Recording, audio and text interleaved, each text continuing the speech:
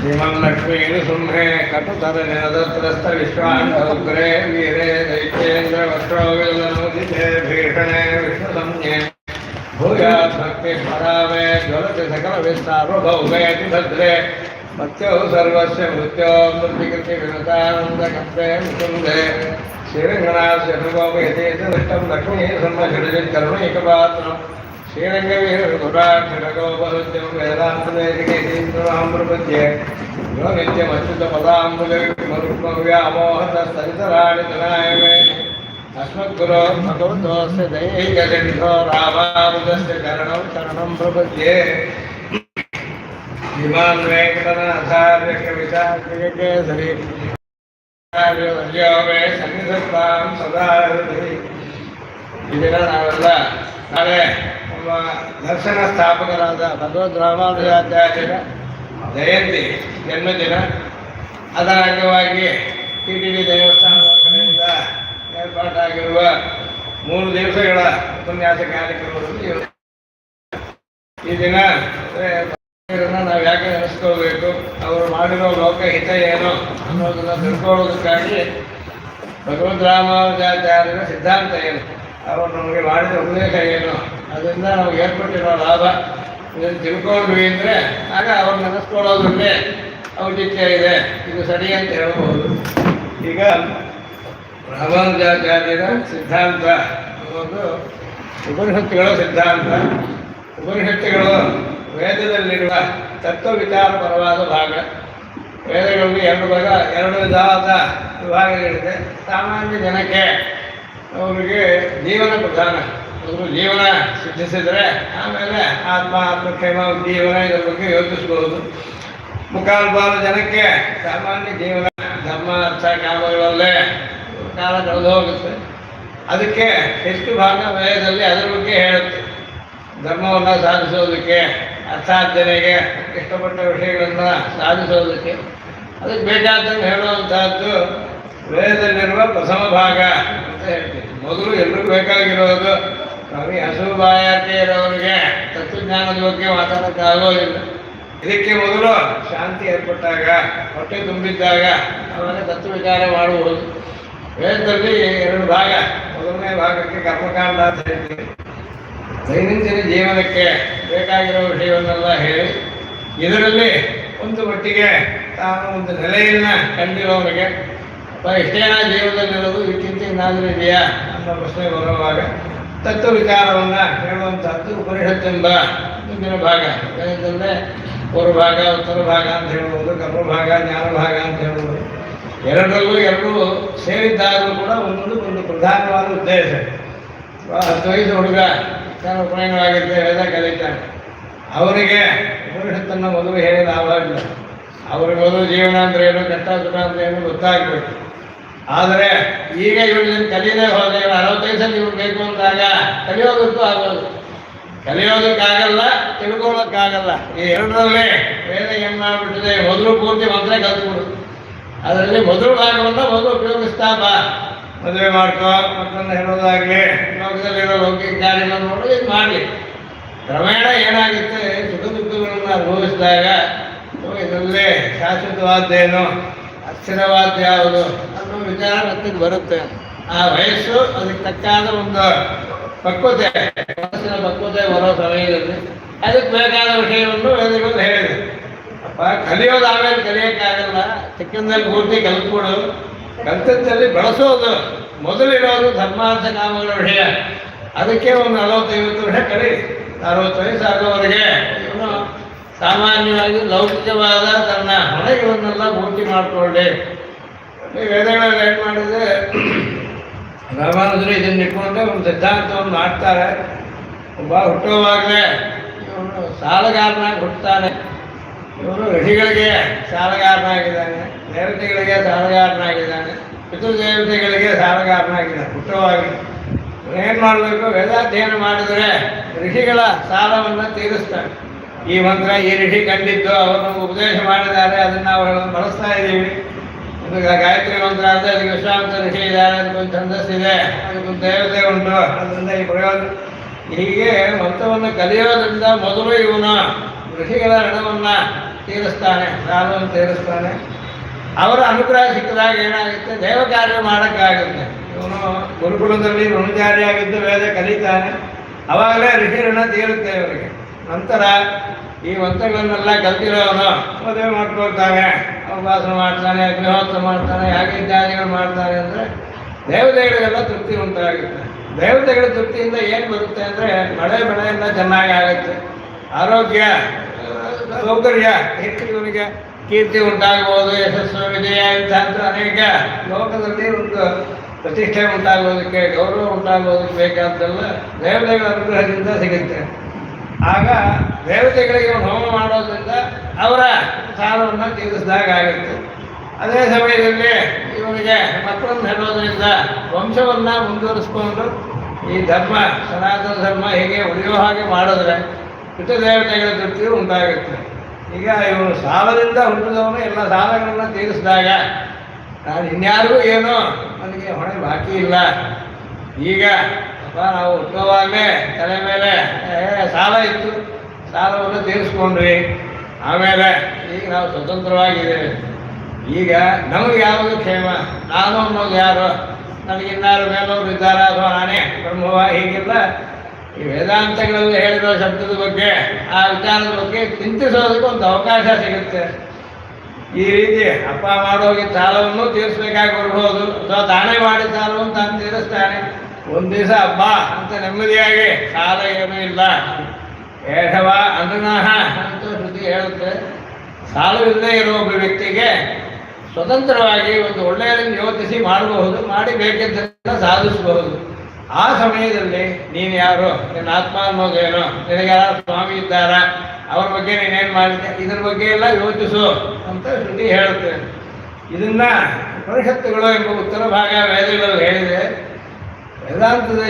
ವೇದಾಂತದಲ್ಲಿ ಎರಡು ಪ್ರಕಾರ ಸಿದ್ಧಾಂತಗಳು. ಇವ್ರಿಗೆ ಹಿಂದೆಯೇ ಕೆಲವರು ಹೇಳಿದವರು, ಸ್ವಾಮಿ ಕರ್ಮಕಾಂಡ ಬೇಕಿಲ್ಲ, ಕರ್ಮಕಾಂಡಕ್ಕೂ ಜ್ಞಾನಕಾಂಡಕ್ಕೂ ವಿರೋಧ ಇದೆ, ಕರ್ಮ ಮಾಡ್ತಾ ಇದ್ರೆ ನಾನು ಬೇರೆ, ದೇವತೆ ಬೇರೆ, ನಾನು ಬೇರೆ, ಋಷಿ ಬೇರೆ, ನಾನು ಬೇರೆ, ಪಿತೃಗಳು ಬೇರೆ ಅಂತೆಲ್ಲ ಭಾವಿಸ್ತಾನೆ.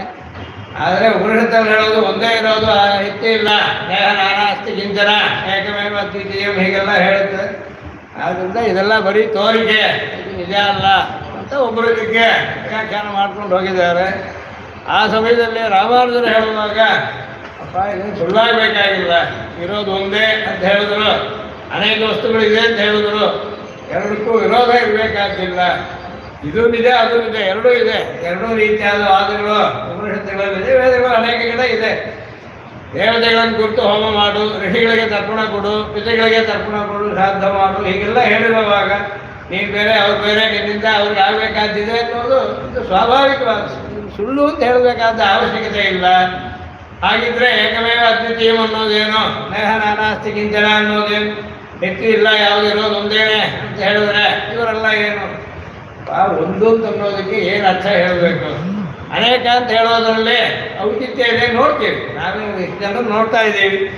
ಭಗವದ್ಗೀತೆಯಲ್ಲಿ ಮೊದಲು ಕೃಷ್ಣ ಅರ್ಜುನನಿಗೆ ಉಪದೇಶ ಮಾಡುವಾಗ, ಅಯ್ಯ ನೀನು ನಾನು ಎದುರಿಗಿರೋ ರಾಜೇಂದ್ರರು ಇವರಿಷ್ಟೂ ಜನ ಇರೋದು ನಿಜ, ಇದು ಹಿಂದೇನೂ ಇದ್ರು, ಈಗಲೂ ಇದ್ದಾರೆ, ಮುಂದೆ ಇರ್ತಾರೆ.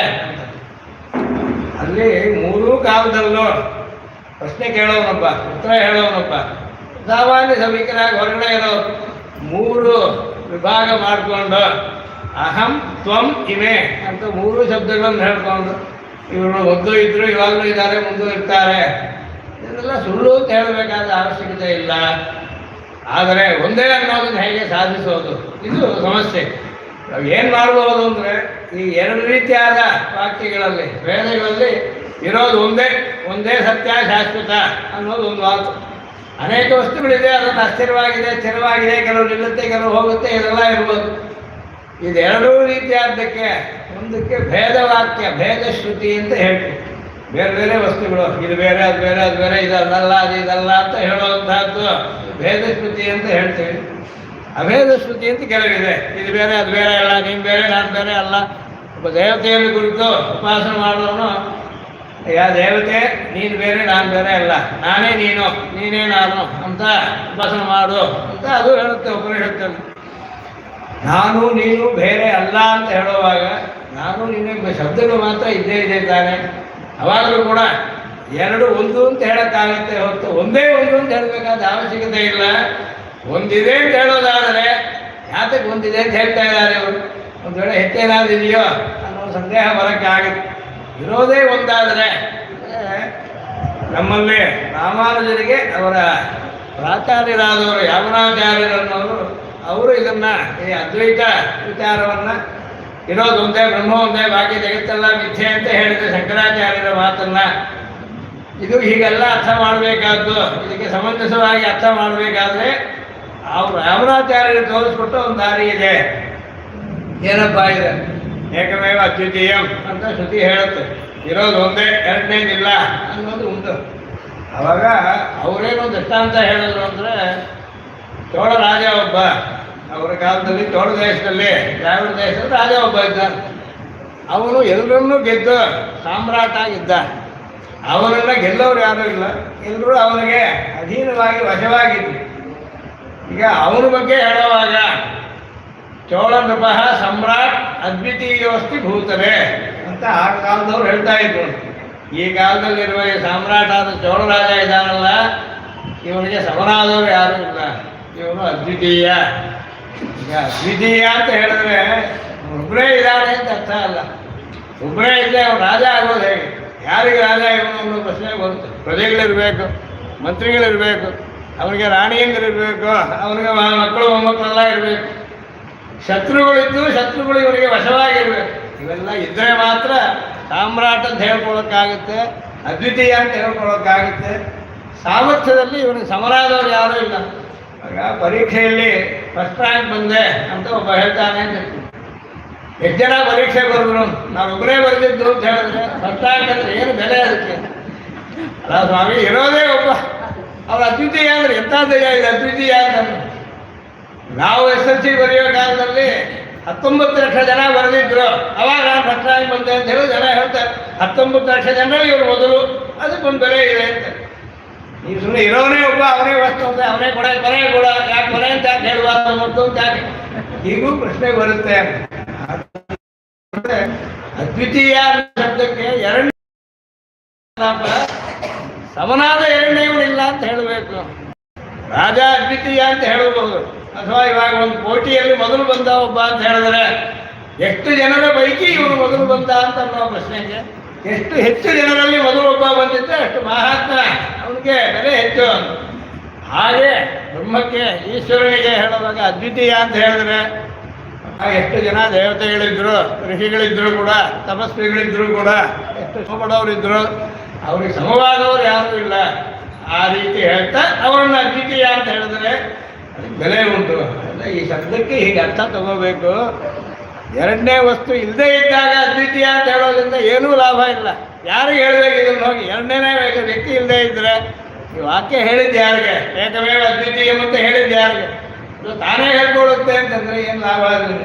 ನಾನೊಬ್ಬರೇ ನಾನೇ ಗಟ್ಟಿಗ. ಇವತ್ತೊಬ್ಬ ದೇಶದ ಅಧ್ಯಕ್ಷ ಪ್ರೆಸಿಡೆಂಟ್ ಒಬ್ಬ ಇದ್ದಾನೆ, ನನಗೆ ಸಮ ಯಾರು ಇಲ್ಲ ಅಂತ ಅವನೇ ಹೇಳ್ಬೇಕು. ಯಾವನೂ ಒಪ್ಪೋದಿಲ್ಲ, ಆದರೂ ಅವ್ನು ಹೇಳ್ಕೊಂಡು ಹೋಗ್ತಾನೆ. ಏನು ಲಾಭ ಅದರಿಂದ? ಹುಚ್ಚ ಅಂತ ಹೇಳ್ತಾರೆ ಜನ. ಇವ್ರು ಹೇಳೋದು ಹೇಳ್ಕೊಳ್ತಾ ಹೋದರೆ ಬೆಲೆ ಇಲ್ಲದೆ ಹೋಗುತ್ತದೆ. ಉಪನಿಷತ್ತು ಹಾಗೆ ಹೇಳೋದಿಲ್ಲ ಅಂತ. ಸ್ವಾಮಿ, ಸತ್ಯವಾದ ಒಂದು ವಿಷಯ ಅನೇಕ ಜೀವನ ಅನುಭವದ ನಂತರ ಒಬ್ಬನಿಗೆ ಸತ್ಯದ ಬಗ್ಗೆ ಒಂದು ಅನ್ವೇಷಣೆ ಬರುವಾಗ, ವಸ್ತುಸ್ಥಿತಿ ತಾನು ಯಾರು ಎಂಥವನು ಅನ್ನೋದ್ರ ಬಗ್ಗೆ ವಿಚಾರ ಬರುವಾಗ ಸುಳ್ಳನ್ನು ಹೇಳುವಂಥ ಮಾತು ಬೇಕಿಲ್ಲ. ಯಾವುದನ್ನು ನಿತ್ಯ ಅಂತ ಹೇಳಬೇಕಾಗಿಲ್ಲ. ಇಲ್ಲ ಸ್ವಾಮಿ, ಒಬ್ಬ ಕನಸು ಕಾಣ್ತಾನೆ, ಕನಸು ಕೂಡ ನಿಜವಾ ಅಂತ ಪ್ರಶ್ನೆ ಕೇಳ್ತಾ ಇದ್ರು. ಅವರು ಶಂಕರರು ಹೇಳುವಾಗ ಸ್ವಪ್ನದಂತೆ ಜಗತ್ತು, ಸ್ವಪ್ನದಂತೆ ಜಗತ್ತು, ಸ್ವಪ್ನದಂತೆ ಮಿಥ್ಯೆ ಜಗತ್ತು, ಬ್ರಹ್ಮ ಸತ್ಯಂ ಜಗನ್ ಮಿಥ್ಯ ಅಂತ ಹೇಳೋರು. ಸ್ವಾಮಿ, ಒಬ್ಬ ಕನಸು ಕಾಣ್ತಾನೆ, ಕನಸಿನಲ್ಲಿ ಒಂದು ದೊಡ್ಡ ಮೆರವಣಿಗೆ ನಡೆಯುತ್ತೆ, ಸಾವಿರಾರು ಜನ ಇರೋ ಹಾಗೆ ನೋಡ್ತಾರೆ. ಅವರವರು ಸಂತೋಷವಾಗಿ ಅವರು ಒಂದು ಕೆಲಸ ಮಾಡ್ಕೊಂಡು ಹೋಗ್ತಾ ಇದ್ದಾರೆ. ಇವನು ಕಾಣುತ್ತೆ ಎಲ್ಲವೂ, ಭೇದವೆಲ್ಲ ಗೊತ್ತಾಗುತ್ತೆ. ಆದರೆ ಮಲಗಿರೋನೊಬ್ಬನೇ, ಇವನು ಕನಸಲ್ಲಿ ಇದು ಕಾಣ್ತಾ ಇದೆ. ಇವನು ನಿದ್ದೆ ಎಚ್ಚೆತ್ಕೊಂಡಾಗ ಏನೂ ಇಲ್ಲ. ಅದರಂತೆ ಲೋಕ ಕಾಣೋದು ನಿಮಗೆ ನಿಜವಾಗಿ ಇರೋದು ಬ್ರಹ್ಮ ಒಂದೇ. ಅದಕ್ಕೆ ಎಚ್ಚರಿಕೆ ಆದಾಗ ಜಗತ್ತಿಲ್ಲ ಅನ್ನೋದು ಗೊತ್ತಾಗುತ್ತೆ. ಹೀಗೊಂದು ಅರ್ಥ ಹೇಳ್ಬೋದಲ್ಲ ಸ್ವಾಮಿ. ಹೇಳಬಹುದು, ಸಣ್ಣ ಕಷ್ಟ. ಸ್ವಪ್ನದಲ್ಲಿ ನೋಡಿದ್ದು ಅನೇಕರು ಗೊತ್ತಾಗೋದು ಹೇಗೆ? ಅದರ ಆನೆ ಹೋಯ್ತು, ಕುದುರೆ ಹೋಯ್ತು, ಜನ ಹೋದ್ರು ಬಂದರು, ದೇವರು ಹೋಯ್ತು, ಆ ರಾಜ ಬಂದ, ಹೀಗೆಲ್ಲ ಗೊತ್ತಾಗೋದು ಹೇಗೆ? ಇರೋದೇ ಒಂದು ವಸ್ತು ಆಗಿಬಿಟ್ರೆ ಬೇರೆ ವಸ್ತುಗೆ ಹೆಸರು ಹೇಳೋದಾಗಲಿ, ಸಂಖ್ಯೆ ಹೇಳೋದಾಗಲಿ, ಏನು ಕೆಲಸ ಮಾಡ್ತಿದ್ದಾರೆ ಅಂತ ಹೇಳೋದಾಗಲಿ, ಇದೆಲ್ಲ ಸಾಧಿಸೋದು ಹೇಗೆ? ಆದರೆ ಅಷ್ಟು ವ್ಯರ್ಥ ಅಂತ. ಬರೀ ಕಟ್ಟುಕತೆ ಕಟ್ಟೋದಾಗಿದ್ದರೆ ವೇದಗಳಿಗೆ ಮಹಾತ್ಮೆ ಬರೋದಿಲ್ಲಪ್ಪ. ನಿಜವಾಗಿದ್ದರೆ ನಿಮಗೇನು ಕಷ್ಟ ಇಲ್ಲ ಸ್ವಾಮಿ. ಒಂದೇ ಸತ್ಯ ಇರಬೇಕು, ಇರಲಿ, ಒಂದೇ ಸತ್ಯ ಇರಲಿ. ಇಷ್ಟೂ ವಸ್ತುಗಳಿದ್ದು ಕೂಡ ಒಂದೇ ಆಗಬಾರ್ದು ಏಕೆ? ಅದು ರಾಮಾನುಜರು ಏನು ಮಾಡಿದ್ರು ಅಂತ ಈ ಅದ್ವಿತೀಯ ಶಬ್ದಕ್ಕೆ ಅರ್ಥ ಹೇಳುವಾಗ, ರಾಜನೊಬ್ಬ ಅದ್ವಿತೀಯನಾಗಿದ್ದಾನೆ ಅಂತ ಹೇಳಿದ್ರೆ ಅವನಿಗೆ ಪೂರ್ತಿ ರಾಜ್ಯ ಇದೆ, ಅವನ ಕೆಳಗೆ ಅನೇಕ ರಾಜೇಂದ್ರಿದ್ದಾರೆ, ಎಲ್ಲ ಉಂಟು. ಆದರೂ ಅವನಿಗೆ ಸಮನಾದವರು ಇನ್ನೊಬ್ಬರಿಲ್ಲ. ಆ ಅರ್ಥ ಹೇಳಿಬಿಟ್ರೆ ತೊಂದರೆ ಏನಿಲ್ಲ. ಆಗ ಅವನಿಗೆ ಅದು ಶ್ಲಾಘನೆ ಮಾಡಿದಾಗೆ, ಕೊಂಡಾಡಿದಾಗೂ ಆಗುತ್ತೆ. ಅವನಿಂದ ನಾವು ಒಳ್ಳೆಯದನ್ನು ಪಡ್ಕೋಬಹುದು. ಒಬ್ಬನಿಗೆ ಬಹಳ ಬಡತನ ಅಂತ ಇಟ್ಕೊಳ್ಳೋಣ, ಅವನು ದೊಡ್ಡ ಮಹಾದಾತಾಪ, ಅವನು ಸಾಮ್ರಾಟ ಆಗಿದ್ದಾನೆ, ಅವನಂತ ಅವನಿಗೆ ಕಷ್ಟ ಹೇಳಿಕೊಂಡ್ರೆ ಉಪಕಾರ ಮಾಡ್ತಾನೆ. ಈ ರೀತಿ ಕೆಲಸಕ್ಕಾಗುವಂತಹದ್ದಕ್ಕೂ ಉಪಯೋಗ ಆವಾಗ. ಆಗ ಈ ದೇವತೆಗಳು, ಋಷಿಗಳು, ಬಿದ್ದಿಗಳೆಲ್ಲ ಹೇಳಿದವಲ್ಲ, ಅವರೆಲ್ಲ ಕೂಡ ಅವನು ಏರ್ಪಡಿಸಿರುವ ಅಧಿಕಾರಿಗಳು. ಅವನು ಒಬ್ಬ ಸಾಮ್ರಾಟ, ಪರಮಾತ್ಮ ಅಂತನ್ನೋನು ಸಾರ್ವಭೌಮ. ಅವನ ಕೆಳಗೆ ಅಧಿಕಾರ ಕೊಟ್ಟಿರುವಂಥ ಅನೇಕ ದೇವತೆಗಳಿದ್ದಾರೆ, ಋಷಿಗಳಿದ್ದಾರೆ, ಬಿದ್ದಿಗಳಿದ್ದಾರೆ. ನೀನು ಇಷ್ಟು ಕಾಲ ಅವನನ್ನು ನೇರವಾಗಿ ನೋಡದೆ ಅವನ ಅಧಿಕಾರಿಗಳಲ್ಲಿ ನೀನು ನಿನ್ನ ಕಾರ್ಯವನ್ನು ನೋಡ್ಕೊಳ್ತಾ ಇದ್ದೆ, ನಿನ್ನ ಕೆಲಸ ಆಗ್ತಾ ಇತ್ತು. ಇದು ಅವನಿಂದಲೇ ನಿನಗೆ ಬಂದಿದ್ದು. ಆದರೆ ನೀನು ನೇರವಾಗಿ ಅವನ ಹತ್ರ ಹೋಗಬೇಕಾಗಿರಲಿಲ್ಲ. ಎಲ್ಲ ಕೆಲಸಕ್ಕೂ ಚೀಫ್ ಮಿನಿಸ್ಟರ್ ಹತ್ರ ಹೋಗಬೇಕಾಗಿಲ್ಲ. ಲೋಕಲ್ ಆಫೀಸಲ್ಲಿ ಒಬ್ಬರು ಹೋಗಿ ಕೇಳ್ಕೊಂಡು ನಿಮ್ಮ ಕೆಲಸ ಆಗೋದಕ್ಕೆ ಮುಗಿದೋಗುತ್ತೆ. ಇಲ್ಲ ಆಗಲಿಲ್ಲ ಮೇಲೆ ಹೋಗ್ಬೋದು, ಅಲ್ಲಾಗಲಿಲ್ಲ ಇನ್ನೂ ಮೇಲೆ ಹೋಗ್ಬೋದು. ಇವಾಗ ಒಂದು ವೇಳೆ ಕೋರ್ಟ್ಗೆ ಹೋಗ್ತಾನೆ, ಸುಪ್ರೀಂ ಕೋರ್ಟ್ಗೂ ಇರುತ್ತೆ ಅಂತಿತ್ತು. ಮೊದಲೇ ಅಲ್ಲಿ ಹೋಗೋದಿಲ್ಲ. ಮೊದಲು ತನ್ನ ಮಟ್ಟದಲ್ಲಿ ಏನು ಸಾಧ್ಯವೋ ನೋಡ್ಕೊಳ್ಳೋದು. ಆಗದೇ ಇದ್ದರೆ, ತಡೆ ಇದ್ದರೆ ಮುಂದೆ ಹೋಗ್ಬೇಕು. ಆ ರೀತಿ ಪರಮಾತ್ಮನೂ ಕೂಡ ಲೋಕವನ್ನು ನಡೆಸೋ ಕಾಲದಲ್ಲಿ ಒಬ್ಬ ಸಾಮ್ರಾಜ್ಯ ನಡೆಸ್ತಾ ಇರುವಂಥ ಸಾರ್ವಭೌಮನಂತೆ ಅವರವರಿಗೆ ಒಂದು ಬೆಲೆ ಕೊಟ್ಟು, ಅವರವರಿಗೆ ಒಂದು ಕೆಲಸ, ಒಂದು ಹೊಣೆಯನ್ನು ಕೊಟ್ಟಿದ್ದು. ಯಾರಿಗೆ ಏನು ಬೇಕೋ ಅವರು ಅಲ್ಲಲ್ಲಿ ತಮ್ಮ ಕೆಲಸ ನೋಡ್ಕೊಳ್ಳಿ. ಏನಾದರೂ ಎಡರು ತೊಡರು ಬಂದರೆ, ತಡೆ ಏನಾದಿದ್ರೆ, ಕಷ್ಟ ಏನಾದಿದ್ರೆ ಅವನ ಹತ್ರ ಹೋಗಬಹುದು. ಅಥವಾ ಇವನಿಗೆ ಅವರಿಂದ ಬರೋದರಲ್ಲಿ ಇವನಿಗೆ ತೃಪ್ತಿ ಇಲ್ಲ, ಅವರಿಂದ ನಾವೇನು ಪಡ್ಕೋಬೋದು, ಅದು ನನಗೆ ಬೇಡ ಅಂತ ಒಬ್ಬನಿಗೆ ಅನಿಸಿ, ನನಗೆ ಸಂಸಾರದಿಂದಲೇ ಮೋಕ್ಷ ಬೇಕು, ನಾನು ಮತ್ತೆ ಕಷ್ಟಗಳಿಗೆ ಸಿಕ್ಕೋಬಾರ್ದು ಅಂತ ಅನಿಸಿದ್ರೆ ಅದನ್ನು ಬೇರೆ ಯಾರು ಮಾಡ್ಕೊಳಕ್ಕಾಗೋದಿಲ್ಲ. ಅವಾಗ ನಾವು ಸ್ವಾಮಿ ಈಶ್ವರನಾಥಲ್ಲೇ ಹೋಗಬೇಕಾಗುತ್ತೆ. ಅದು ಈ ದಶೆ. ಮೋಕ್ಷದ ಬಗ್ಗೆ ಯೋಚನೆ ಮಾಡೋ ದಶೆ ಬರೋದು ಸಾಮಾನ್ಯವಾಗಿ ಒಬ್ಬರಿಗೆ ಒಂದು ಹೊಣೆ ಇದ್ದರೆ, ಸಾಲ ಇದ್ದರೆ ಭಾರದಂತೆ ನಿದ್ದೆ ಬರದೇ ಇರುತ್ತೆ. ಅದನ್ನು ಇವರು ಯಾವಾಗ ತೀರಿಸ್ಕೊಂಡ ಅಂದರೆ ನೆಮ್ಮದಿಯಾಗಿರೋನು ಯೋಚಿಸೋ ಕಾಲದಲ್ಲಿ ನನಗೇನು ಬೇಕು, ಏನು ಬೇಡ, ಪರಮಾತ್ಮನ ಪಾದಗಳಲ್ಲಿ ನಾನು ಸೇವೆ ಮಾಡ್ತಾ ಇದ್ದರೆ ಸಾಕು. ಯಾಕೆ ಸೇವೆ ಮಾಡಬೇಕು ಸ್ವಾಮಿ ಅಂತ ಪ್ರಶ್ನೆ ಕೇಳಿಕೊಂಡು ಉತ್ತರ ಹೇಳ್ತಾರೆ. ಅವನ ಗುಣ ನಿಮಗೆ ಗೊತ್ತಾದರೆ, ನಿಮಗಿಂತ ಅವನು ಎಷ್ಟು ಪಟ್ಟು ಹೆಚ್ಚಾದವನು, ಅವನ ಮಹಾತ್ಮೆ ಅರಿತರೆ ಸಾಮಾನ್ಯವಾಗಿ ತಲೆ ಬಾಗ್ತೀವಿ. ನಮಗಿಂತ ಹೆಚ್ಚಾದವರೊಬ್ಬರು ಇದ್ದಾರೆ ಅಂತ ಗೊತ್ತಾದರೆ ತಾನಾಗಿ ಒಬ್ಬ ವ್ಯಕ್ತಿಗೆ ತಲೆ ಬಾಗುತ್ತೆ. ಏನು ಸ್ವಾಮಿ ಹೇಗೆ ಅಂತೀರಾ? ಸಣ್ಣ ದೃಷ್ಟಾಂತ ಹೇಳ್ತಾರೆ ಅವರು. ರಾಮರಾಚಾರ್ಯರ ಗ್ರಂಥದಿಂದ ರಾಮಾನುಜರು ತಮ್ಮ ಗ್ರಂಥವನ್ನು ಬರೆದರು. ಅವರು ಒಳ್ಳೆ ತರ್ಕದಲ್ಲಿ ಭಾಳ ಪ್ರಸಿದ್ಧರಾಗಿದ್ದರು. ಶಂಕರ ಸಿದ್ಧಾಂತದಲ್ಲಿ ಏನು ದೋಷಗಳು, ಅದನ್ನು ಯಾಕೆ ನಾವು ಒಪ್ಕೊಳ್ಳಿಲ್ಲ? ಉಪನಿಷತ್ತುಗಳಿಗೆ ಬೇರೆ ಹೇಗೆ ಅರ್ಥ ಹೇಳೋದು? ಉಪನಿಷತ್ತುಗಳಿಗೆ ಅರ್ಥ ಹೇಳೋದಕ್ಕಾಗಿ ವೇದವ್ಯಾಸನ ಬ್ರಹ್ಮಸೂತ್ರಗಳು ಅಂತ ಬರೆದಿದ್ದಾರೆ. ಸೂತ್ರಕ್ಕೆ ವ್ಯಾಖ್ಯಾನ ಮಾಡಿದ್ದಾರೆ, ಶಂಕರಾಚಾರ್ಯರು ಮಾಡಿದ್ದಾರೆ, ರಾಮಾಚಾರ್ಯರು ಮಾಡಿದ್ದಾರೆ. ಭಗವದ್ಗೀತೆಗೆ ಕೃಷ್ಣ ಉಪದೇಶ ಮಾಡಿದ್ದಾನೆ, ಅರ್ಜುನನಿಗೆ ತತ್ವೋಪದೇಶ ಮಾಡಿದ್ದಾನೆ. ಈ ಮೂರೂ ಸೇರಿ ಉಪನಿಷತ್ತುಗಳು, ಅದನ್ನು ವೇದ ಅಂತ ಹೇಳ್ತೀವಿ. ವೇದ ಪ್ರಸ್ಥಾನ. ಎರಡನೇದು ಸೂತ್ರ ಪ್ರಸ್ಥಾನ, ಬ್ರಹ್ಮಸೂತ್ರ ಬರೆದಿದ್ದು. ವೇದವ್ಯಾಸರು ಎಲ್ಲವನ್ನು ಅರಿತವರು, ಇದರ ಅರ್ಥವನ್ನೆಲ್ಲ ತಿಳ್ಕೊಳ್ಳೋದಕ್ಕೆ ಸೂತ್ರ ಬರೆದರು. ಕೃಷ್ಣ ಒಂದು ಸಂವಾದದ ಮೂಲಕವಾಗಿ ಮಹಾಭಾರತ ಯುದ್ಧದಲ್ಲಿ ತತ್ವವನ್ನು ತಿಳಿಸಿದ ಭಗವದ್ಗೀತೆ. ಈ ಮೂರು ಸೇರಿ ಉಪನಿಷತ್ತುಗಳು, ಬ್ರಹ್ಮಸೂತ್ರಗಳು, ಭಗವದ್ಗೀತೆ, ಈ ಮೂರಕ್ಕೆ ಪ್ರಸ್ಥಾನತ್ರಯ ಅಂತ ಹೇಳ್ತಾರೆ. ಮೂರು ಪ್ರಸ್ಥಾನಗಳು: ಶ್ರುತಿ ಪ್ರಸ್ಥಾನ ಒಂದು, ಸ್ಮೃತಿ ಪ್ರಸ್ಥಾನ ಒಂದು, ಸೂತ್ರ ಪ್ರಸ್ಥಾನ ಒಂದು. ಇದಕ್ಕೆ ಯಾರು ವ್ಯಾಖ್ಯಾನ ಮಾಡಿದ್ರೆ ಅವರು ದರ್ಶನಕಾರರು ಅಂತ ಹೇಳ್ತಾರೆ. ಇವರು ಲೋಕದ ಬಗ್ಗೆ ಚೆನ್ನಾಗಿ ಅರಿತವರು. ಅಂಥ ಚಿಂತಕರಲ್ಲಿ ಶಂಕರಾಚಾರ್ಯರು ಮೊದಲು ಬಂದು ಇಲ್ಲ ಅಂತ ಹೇಳೋದು. ಅವ್ರ ನಂತರ ಬಂದವರು ರಾಮಾನುಜಾಚಾರ್ಯ, ಆಮೇಲೆ ಮಧ್ವಾಚಾರ್ಯರು ಬಂದರು. ಇನ್ನು ಇವತ್ತಿಗೂ ಅನೇಕ ಚಿಂತಕರು ಇರ್ತಾರೆ, ಇದಕ್ಕೇನು ಕಷ್ಟ ಇಲ್ಲ. ಎಂದರೋ ಮಹಾನುಭಾವರು ಅನ್ನೋ ಹಾಗೆ ಎಷ್ಟೋ ಜನ ಇರ್ತಾರೆ. ನಾವು ಯಾವುದನ್ನ ಯಾತಕ್ಕೆ ಹೋಗ್ತೀವಿ ಅನ್ನೋ ಸಮಯದಲ್ಲಿ ನಮಗೆ ನಮ್ಮ ಆಚಾರ್ಯರು ಹೇಳಿದ್ದು, ಅವ್ರು ಯಾಕೆ ಹೇಳೋದು, ಅವರ ಆಚಾರ್ಯರು ಹೇಳಿದ್ರು. ಹೀಗೆ ಒಂದು ಪರಂಪರೆಯಾಗಿ ಅವರವರು ಒಂದು ಸರಿಯಾದ ದಾರಿಯಲ್ಲಿ ಹೋಗ್ತಿರೋವಾಗ ಮನಸ್ಸಿಗೆ ನೆಮ್ಮದಿ ಏರ್ಪಡುತ್ತೆ. ನಾನು ಮಾಡ್ತಿರೋದು ಸರಿ, ನಾನು ಮಾಡೋದಕ್ಕೆ ಈ ಕಾರಣ ಇದೆ, ಇದನ್ನು ಇಂಥವ್ರು ಹೇಳ್ಕೊಟ್ಟಿದ್ದಾರೆ, ಅವ್ರ ಮಾತು ನಂಬತಕ್ಕದ್ದು, ಇದನ್ನೆಲ್ಲ ತಿಳಿಸ್ಕೊಳ್ಳೋದಕ್ಕೆ ಸಿದ್ಧಾಂತ ಅಂತ ಹೇಳಿ ಈ ಸಿದ್ಧಾಂತವನ್ನು ರಾಮಾನುಜರು ತಾವು ತನ್ನ ಸಿದ್ಧಾಂತ ಹೇಳೋ ಕಾಲದಲ್ಲಿ ಈ ಮೂರು ಪ್ರಸ್ಥಾನಗಳು ಅವಶ್ಯಕ. ನಮಗೆ ವೇದ ಹೇಳೋದು ಬಿಟ್ಟು ಇನ್ಯಾವುದೂ ನಮಗೆ ಹಿತ ಆಗೋದಕ್ಕೆ ಸಾಧ್ಯವಿಲ್ಲ. ವೇದವನ್ನು ಬಿಟ್ಟು ಹಿತವನ್ನು ತಿಳ್ಕೊಳ್ಳೋದು ದಾರಿಯೇ ಇಲ್ಲ. ಆತ್ಮ ಇದೆ ಅಂತ ಗೊತ್ತಾಗೋದಕ್ಕೆ ವೇದವೇ ಹೇಳುತ್ತೆ. ಈಶ್ವರ ಒಬ್ಬ ಇದ್ದಾನೆ ಅಂತ ಹೇಳೋದು ವೇದವೇ ಹೇಳುತ್ತೆ. ಪಿತೃಗಳಿದ್ದಾರೆ, ಋಷಿಗಳಿದ್ದಾರೆ, ದೇವತೆಗಳಿದ್ದಾರೆ ಎಲ್ಲ ವೇದವೇ ಹೇಳುತ್ತೆ. ಪರಲೋಕ ಇದೆ, ಪುಣ್ಯ ಪಾಪ ಇದೆ, ಸುಖ ದುಃಖ ಇದೆ. ಯಾರು ಕಣ್ಣಲ್ಲಿ ನೋಡೋಕ್ಕಾಗೋದಿಲ್ಲ, ಸುಖ ದುಃಖ ಯಾರಿಗೂ ನೋಡೋಕ್ಕಾಗೋದಿಲ್ಲ. ಒಬ್ಬರು ಒಂದು ವೇಳೆ ಕಣ್ಣಿಗೆ ಕಂಡಿದ್ದು ಮಾತ್ರ ಹೋಗ್ತೀವಿ, ಅದು ತಂದೆ ಇರೋದನ್ನು ಅನುಮಾನವನ್ನು ಒಪ್ಪೋದಿಲ್ಲ, ವೇದವನ್ನು ಒಪ್ಪೋದಿಲ್ಲ ಅಂತ ಹೇಳಿದ್ರೆ ಚಾರ್ವಾಕರು ಅಂತ ಕೆಲವರು ಉಂಟು. ಈಗಿನ ಕಾಲದವ್ರು ಸಾಮಾನ್ಯವಾಗಿ ಸೈನ್ಸಲ್ಲಿ ಹೇಳೋರೆಲ್ಲ ಏನು ಹಾಗೆ ನಾವು ಕಂಡಿದ್ದು ಮಾತ್ರ ನಿಜ, ಕಾಣದೇ ಇರೋದು ನಿಜ ಅಲ್ಲ. ಆಗ ಭಾಳ ಸಂತೋಷ. ಬೆಳಗ್ಗಿಂತ ಕೆಲಸ ಮಾಡ್ತಿರ್ತಾನೆ, 1 ಗಂಟೆ ಆಯಿತು, ಸ್ವಾಮಿ ಹಸು ಆಗ್ತಾ ಇದೆ. ಇಲ್ಲ ಸ್ವಾಮಿ ನೀವು ಹಸು ಆಗ್ತಾ ಇಲ್ಲ. ಹಾಂ ತೋರಿಸಿ ಸ್ವಾಮಿ ಅದನ್ನು. ಹಸುವಿನ ನೋಡದೇ ಇರೋರಿಗೆ ಹಸು ಒಪ್ಕೊಳ್ಳೋದಿಲ್ಲ ನಾವು. ಯಾಕೆ ತಿನ್ಬೇಕಾಗಿಲ್ಲ, ಇದು ಹಬ್ಬ ತೋರಿಸಿ. ಸ್ವಾಮಿ ಕಾಣದೇ ಇರೋದು ಇಲ್ಲವೇ ಇಲ್ಲ ಅಂದ್ಬಿಟ್ರೆ ಎಲೆಕ್ಟ್ರಿಸಿಟಿ ಕೂಡ ಕಣ್ಣಿಗೆ ಕಾಣೋದಿಲ್ಲ. ಆ ವೈರ್ ಟಚ್ ಮಾಡಿದ್ರೆ ಪ್ರಾಣ ಹೋಗ್ಬಿಡುತ್ತೆ. ಸ್ವಾಮಿ ಇಲ್ಲವಲ್ಲ, ಇಲ್ಲದೇ ಇರೋದು ಅನ್ನೋದು ಯಾವುದಕ್ಕೆ ಯಾವುದು ಗೊತ್ತಾಗುತ್ತೆ ಅನ್ನೋದು ಕಣ್ಣಿಗೆ ಕಾಣೋದು ಕೆಲವು, ಕಿವಿ ಕೇಳಿಸೋದು ಕೆಲವು. ನಮಗೆ ಎಷ್ಟು ದೂರ ಕಾಣಿಸುತ್ತೆ, ಪಕ್ಷಿಗಳಿಗೆ ಎಷ್ಟು ದೂರ ಕಾಣಿಸುತ್ತೆ, ದೇವತೆಗಳಿಗೆ ಎಷ್ಟು ದೂರ ಕಾಣಿಸುತ್ತೆ. ಇದರಲ್ಲಿ ಅಂತರ ಉಂಟು.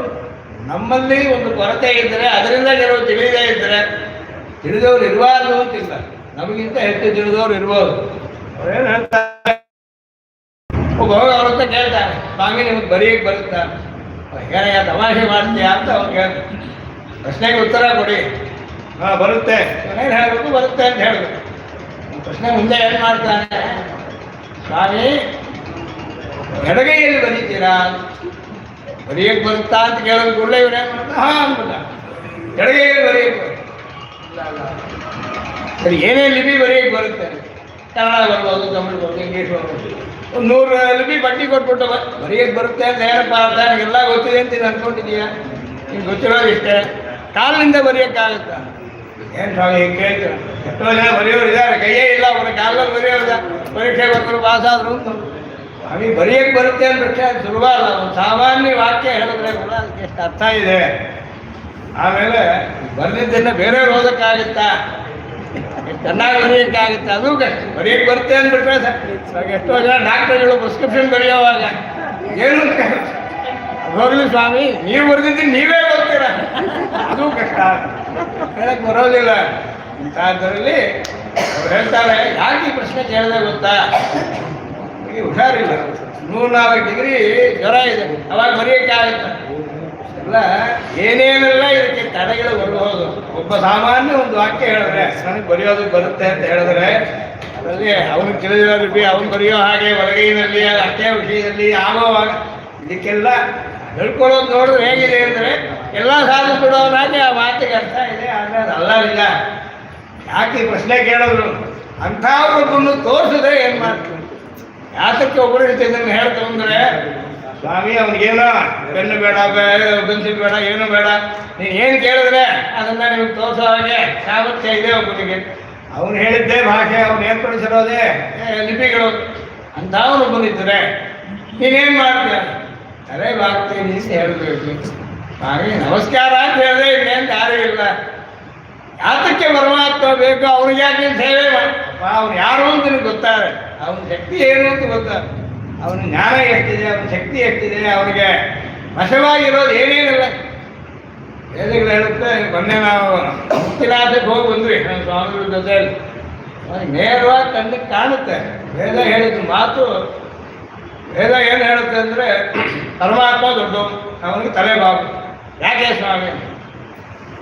ಹಿಮವತ್ ಪರ್ವತವನ್ನು ಒಬ್ಬ ಉಂಟು ಮಾಡಿದರೆ ಹಿಮಾಲಯ ಅಂತಿದೆಯಲ್ಲ, ಇದನ್ನೊಬ್ಬ ಏರ್ಪಡಿಸಿದ್ರೆ ಅವನು ಕಂಡ್ರೆ ಏನು ಮಾಡ್ತೀಯ? ಯಾರನ್ನೂ ಬೀಳ್ಬೇಕಷ್ಟೇ, ಇನ್ನೇನು ಮಾಡೋಕ್ಕಾಗೋದು. ಸೇವೆ ಹಿಮವಂತೋ ಮಹಿತ್ವ, ಯಾರು ಹಿಮವತ್ ಪರ್ವತವನ್ನು ಏರ್ಪಡಿಸಿದ್ದಾನೋ ಇದೊಂದು ಮಾಡಿದ್ದ ಅಂತ ಅನ್ಸುತ್ತೆ ನನಗೆ. ಯಾರ್ದ ಸಾಧ್ಯವಾಗಿಲ್ಲ. ಹಾಗೊಬ್ಬ ಇದ್ರೆ ಏನು ಮಾಡ್ತೀಯ? ತಲೆ ಬಾಗ್ತೇನೆ. ಈ ಕಾರಣಕ್ಕಾಗಿ ಸಮುದ್ರ ಏರ್ಪಡಿಸಿದ್ದ, ಗಾಳಿಯನ್ನು ಉಂಟು ಮಾಡಿದ್ದ, ಆಕಾಶವನ್ನು ಏರ್ಪಡಿಸಿದ್ದ. ಸ್ವಾಮಿ ಇದೆಲ್ಲ ನಮ್ಮಿಂದ ಯೋಚಿಸ ಕೂಡ ಸಾಧ್ಯ. ಆಕಾಶ ಇರಲಿಲ್ಲ, ಆಕಾಶ ಉಂಟು ಮಾಡಿದ್ರು ಅನ್ನೋದಾದರೆ ಮೊದಲು ಹೇಗಿತ್ತು ಜಗತ್ತು ಅಂತ ಕಲ್ಪಿಸಿಕೊಳ್ಳ ಕೂಡ ಆಗೋದಿಲ್ಲ ನಮ್ಮಿಂದ. ಯಾತಕ್ಕೆ ಉಪನಿಷತ್ತುಗಳು ಒಬ್ಬರನ್ನ ಬಹಳ ದೊಡ್ಡವನು ಅಂತ ಹೇಳುತ್ತೆ. ಈ ದೊಡ್ಡವನು ಅನ್ನೋದಕ್ಕೆ ಶಬ್ದ ಬ್ರಹ್ಮ ಅನ್ನೋ ಶಬ್ದ ಸಂಸ್ಕೃತದಲ್ಲಿ ಬಹಳ ದೊಡ್ಡದು ಎಂಬ ಅರ್ಥದಲ್ಲಿ, ಸ್ವರೂಪದಲ್ಲಿಯೂ ದೊಡ್ಡದು, ಎಲ್ಲವನ್ನೂ ವ್ಯಾಪಿಸಿರುವಂತಹದ್ದು, ಗುಣಗಳಿಂದಲೂ ಬಹಳ ದೊಡ್ಡದು. ಈ ಎರಡೂ ಅರ್ಥಗಳಿಂದ ಬ್ರಹ್ಮ ಎಂಬ ಶಬ್ದ. ಇದಕ್ಕೆ ಬ್ರಹ್ಮಸೂತ್ರ ಅಂತ ಸೂತ್ರಗಾರರು ಬರೆದಿದ್ರು, ಉಪನಿಷತ್ತುಗಳು ಹೇಳೋದು. ರಾಮಾನುಜರು ಏನು ಮಾಡಿದ್ರು ಅಂತಂದರೆ ಅವರ ಸಿದ್ಧಾಂತವನ್ನು ಒಂದೇ ಒಂದು ಶ್ಲೋಕದಲ್ಲಿ ಹೇಳ್ಬೋದು. ಹಿಂದೆ ಒಬ್ಬ ದೊಡ್ಡ ವಿದ್ವಾಂಸರಿದ್ದರು, ಸವಿಸ್ವರಂ ದೇಶಿಕಾಚಾರ ಅಂತ ತಿರುಪತಿಯಲ್ಲಿದ್ದರು. ಬಹಳ ದೊಡ್ಡ ವಿದ್ವಾಂಸರು, ಒಳ್ಳೆ ತಾರ್ಕಿಕರು, ವೈಯಾಕರಣರೆಲ್ಲ ಒಳ್ಳೆ ವೇದಾಂತಿ. ಅವರು ಜನಕ್ಕೆ ಸಾಮಾನ್ಯವಾಗಿ ತಿಳಿಯೋದಕ್ಕೆ ತೆಲುಗು ಭಾಷೆಯಲ್ಲಿ, ತಮಿಳು ಭಾಷೆಯಲ್ಲಿ ವೇದಾಂತಾರ್ಥವನ್ನೆಲ್ಲ ಬರೆಯೋರು. ಒಂದೊಂದು ಶ್ಲೋಕ ಕಲೀರಪ್ಪ ಸಾಕು. ಶಂಕರ ಹೇಳಿದ್ದೇನು ಒಂದು ಶ್ಲೋಕ, ರಾಮಾನುಜರು ಹೇಳಿದ್ದು ಇದಕ್ಕೊಂದು ಶ್ಲೋಕ, ಮತ್ತೊಂದು ಹೇಳಿದ 3 ಶ್ಲೋಕ. ಮತತ್ರಯ ಸಂಗ್ರಹ ಅಂತ ಒಂದು ಗ್ರಂಥ ಬರುತ್ತೆ, ಅದಕ್ಕೆ ವಿವರಣೆ ಕೊಟ್ಟಿದ್ದಾರೆ. ಒಂದು ಶ್ಲೋಕದಲ್ಲಿ ಹೇಳಿದರೆ ಸಾಕು. ರಾಮಾನುಜರು ಏನಪ್ಪ ಹೇಳಿದ್ರು? ಶ್ರೀಮನ್ ಲಕ್ಷ್ಮಣ ಯೋಗಿನಃ, ಇವರಿಗೆ ಲಕ್ಷ್ಮಣ ಯೋಗಿ ರಾಮಾನುಜರು. ಶ್ರೀಮನ್ ಲಕ್ಷ್ಮಣ ಯೋಗಿನಃ ಭುವನಂ ಸತ್ಯಂ, ಜಗತ್ತೆಲ್ಲ ನಿಜವಾಗಲೂ ಇದೆ, ಬ್ರಹ್ಮ ಒಂದೇ ಇದೆ ಅಂತಲ್ಲ. ಬ್ರಹ್ಮ ಇರೋದ್ರಲ್ಲಿ ಯಾರಿಗೂ ವಿವಾದ ಇಲ್ಲ. ಶಂಕರರಿಗೂ ನಮಗೂ ಬ್ರಹ್ಮ ಇದೆಯಾ ಇಲ್ಲ ಅಂತ ಅನ್ನೋದ್ರಲ್ಲಿ ವಿವಾದ ಇಲ್ಲ, ಜಗತ್ತಿದೆಯಾ ಇಲ್ಲ ಅನ್ನೋದ್ರಲ್ಲಿ ವಿವಾದ. ಜಗತ್ತಿದೆ, ಜಗತ್ತು ಸತ್ಯ ಅಂತ ಸ್ವಾಮಿ ಅವರು ಹೇಳಿದ್ರಲ್ಲ. ಒಬ್ಬ ಮಲಗಿದ್ದು ಸ್ವಪ್ನ ಕಾಣ್ತಾ ಇದ್ದು, ಸ್ವಪ್ನದಲ್ಲಿ ಅನೇಕ ರೋಗಗಳು ಕಂಡರೂ ಕೂಡ ಅವನು ಎಚ್ಚೆತ್ಕೊಂಡ್ರೆ ಏನೂ ಇರೋದಿಲ್ಲವಲ್ಲ, ಅದರಂತೆ ಅಂತ ಅವ್ರು ಹೇಳಿದ್ರಲ್ಲ. ಅದಕ್ಕೆ ಇವರೊಂದು ಉತ್ತರ ಹೇಳ್ತಾರೆ, ಸ್ವಪ್ನದಂತೆ ಸತ್ಯ ಜಗತ್ತು, ಸ್ವಪ್ನ ಸತ್ಯಂ ಜಗತ್ತೇ ಅಂತ ಅವ್ರು ಹೇಳಿದ್ದನ್ನು ನಾವು ಒಪ್ತೀವಿ. ಜಗತ್ತು ಹೇಗೆ ಸತ್ಯವೋ ಹಾಗೆ ಸ್ವಪ್ನವೂ ಸತ್ಯ ಅಂತ ಅರ್ಥ. ಅದಕ್ಕೆ ಜಗತ್ತಿಗೆ ನಾವು ಕಾಣ್ತಾ ಇರೋದು, ಎತ್ತೆತ್ಕೊಂಡಿರೋ ಕಾಲದಲ್ಲಿ ಯಾವುದನ್ನು ನೋಡ್ತೀವೋ ಇದೇ ರೀತಿ ಸ್ವಪ್ನ ಕಾಲದಲ್ಲಿ ನಾವು ಏನನ್ನು ಕಾಣ್ತೀವೋ ಅದು ಕೂಡ ಸತ್ಯ.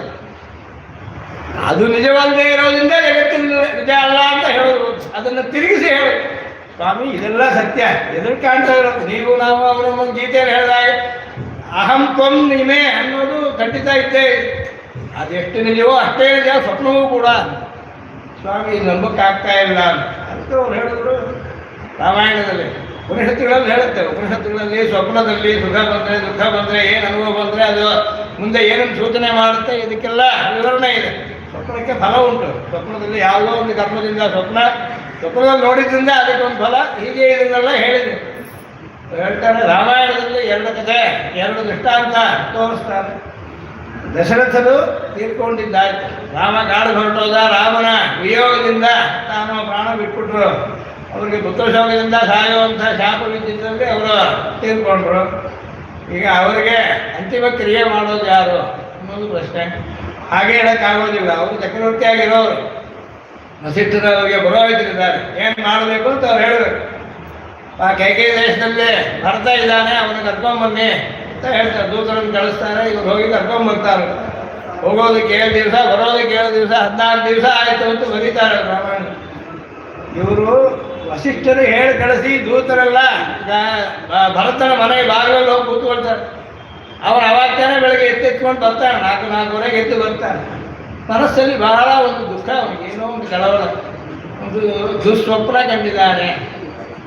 ದಶರಥ ಸತ್ತ ಹಾಗೆ, ಅಯೋಧ್ಯೆ ವಿಧವೆಯಾಗಿರೋ ಹಾಗೆ ಇವನಿಗೆ ಸ್ವಪ್ನ ಕಂಡಿದೆ. ಇವನು ಎತ್ತೆತ್ತು ಹೊರಗೆ ಬರ್ತಾನೆ, ಅಯೋಧ್ಯೆಯಿಂದ ದೂತರು ಬಂದಿದ್ದಾರೆ. ಆಮೇಲೆ ವಸಿಷ್ಠರು ಹೇಳಿ ಕಳಿಸಿದ್ದಾರೆ. ತಕ್ಷಣ ಖಾತ್ರಿ ಆಗೋದು, ದಶರಥರು ಹೇಗೆ ಕಳಿಸ್ಬೇಕಾಗಿತ್ತು, ದಶರಥರು ಇಲ್ಲ ಅಂತ ವಸಿಷ್ಠರು ಯಾಕೆ ಕಳಿಸ್ತಾರೋ ಒಬ್ಬರು. ಏನಾಯ್ತು ಏನು ಅಂತ ಏನು ಪ್ರಶ್ನೋತ್ತರ ಬೇಡ, ತಕ್ಷಣ ಬರಬೇಕು ಅಂತ ಹೇಳಿದ್ರು ಅಂತ ಕರ್ಕೊಂಡ್ಬಂದ್ಬಿಟ್ರು. ಇಲ್ಲಿ ಬಂದು ನೋಡ್ತಾ ಇವನು ಯಾವತ್ತು ನೋಡಿದ್ನೋ ಆವತ್ತು ಅವ್ರು ತೀರ್ಕೊಂಡಿರೋದು ನಿಜ ಅನ್ನೋದು ಗೊತ್ತಾಯ್ತು. ಇದೊಂದು ಸೂಚನೆ. ಇದಕ್ಕೆ ಕಥೆ ಎಲ್ಲರೂ ಓದಿದ್ದೀವಿ, ಇದರಲ್ಲಿ ಆಕ್ಷೇಪ ಏನಿಲ್ಲ. ರಾಮ ಅವಾಗಿಲ್ಲ ಅಯೋಧ್ಯೆಯಲ್ಲಿ, ಅವನು ಮತ್ತೆ ಕರ್ಸೋಕ್ಕಾಗೋದಿಲ್ಲ. ಅವರ ವರದಿಂದಲೇ ವನವಾಸಕ್ಕೆ ಹೋಗಿರೋ ವಾಪಸ್ ಬರೋದಿಲ್ಲ ಅಂತ ಇವನು ಕರೆಸಿದ್ರು ಆಯ್ತು. ಇವಾಗ ಈ ಸ್ವಪ್ನ ಸತ್ಯವಾಗಿರೋದಕ್ಕೆ ಇದು ವಾಲ್ಮೀಕಿ ಬಂದಿರೋದು ಸತ್ಯ ಅಂತ ಎಲ್ಲರೂ ನಂಬುವಂತಹದ್ದಾಯ್ತು. ಅದೇ ವಾಲ್ಮೀಕಿ ರಾಮಾಯಣದ ಮುಂದೆ ಸೀತೆಯನ್ನು ರಾವಣ ಅಪಹರಿಸ್ಕೊಂಡು ಹೋಗಿ ಲಂಕೆಯಲ್ಲಿ ಇರಿಸಿದ್ದಾನೆ.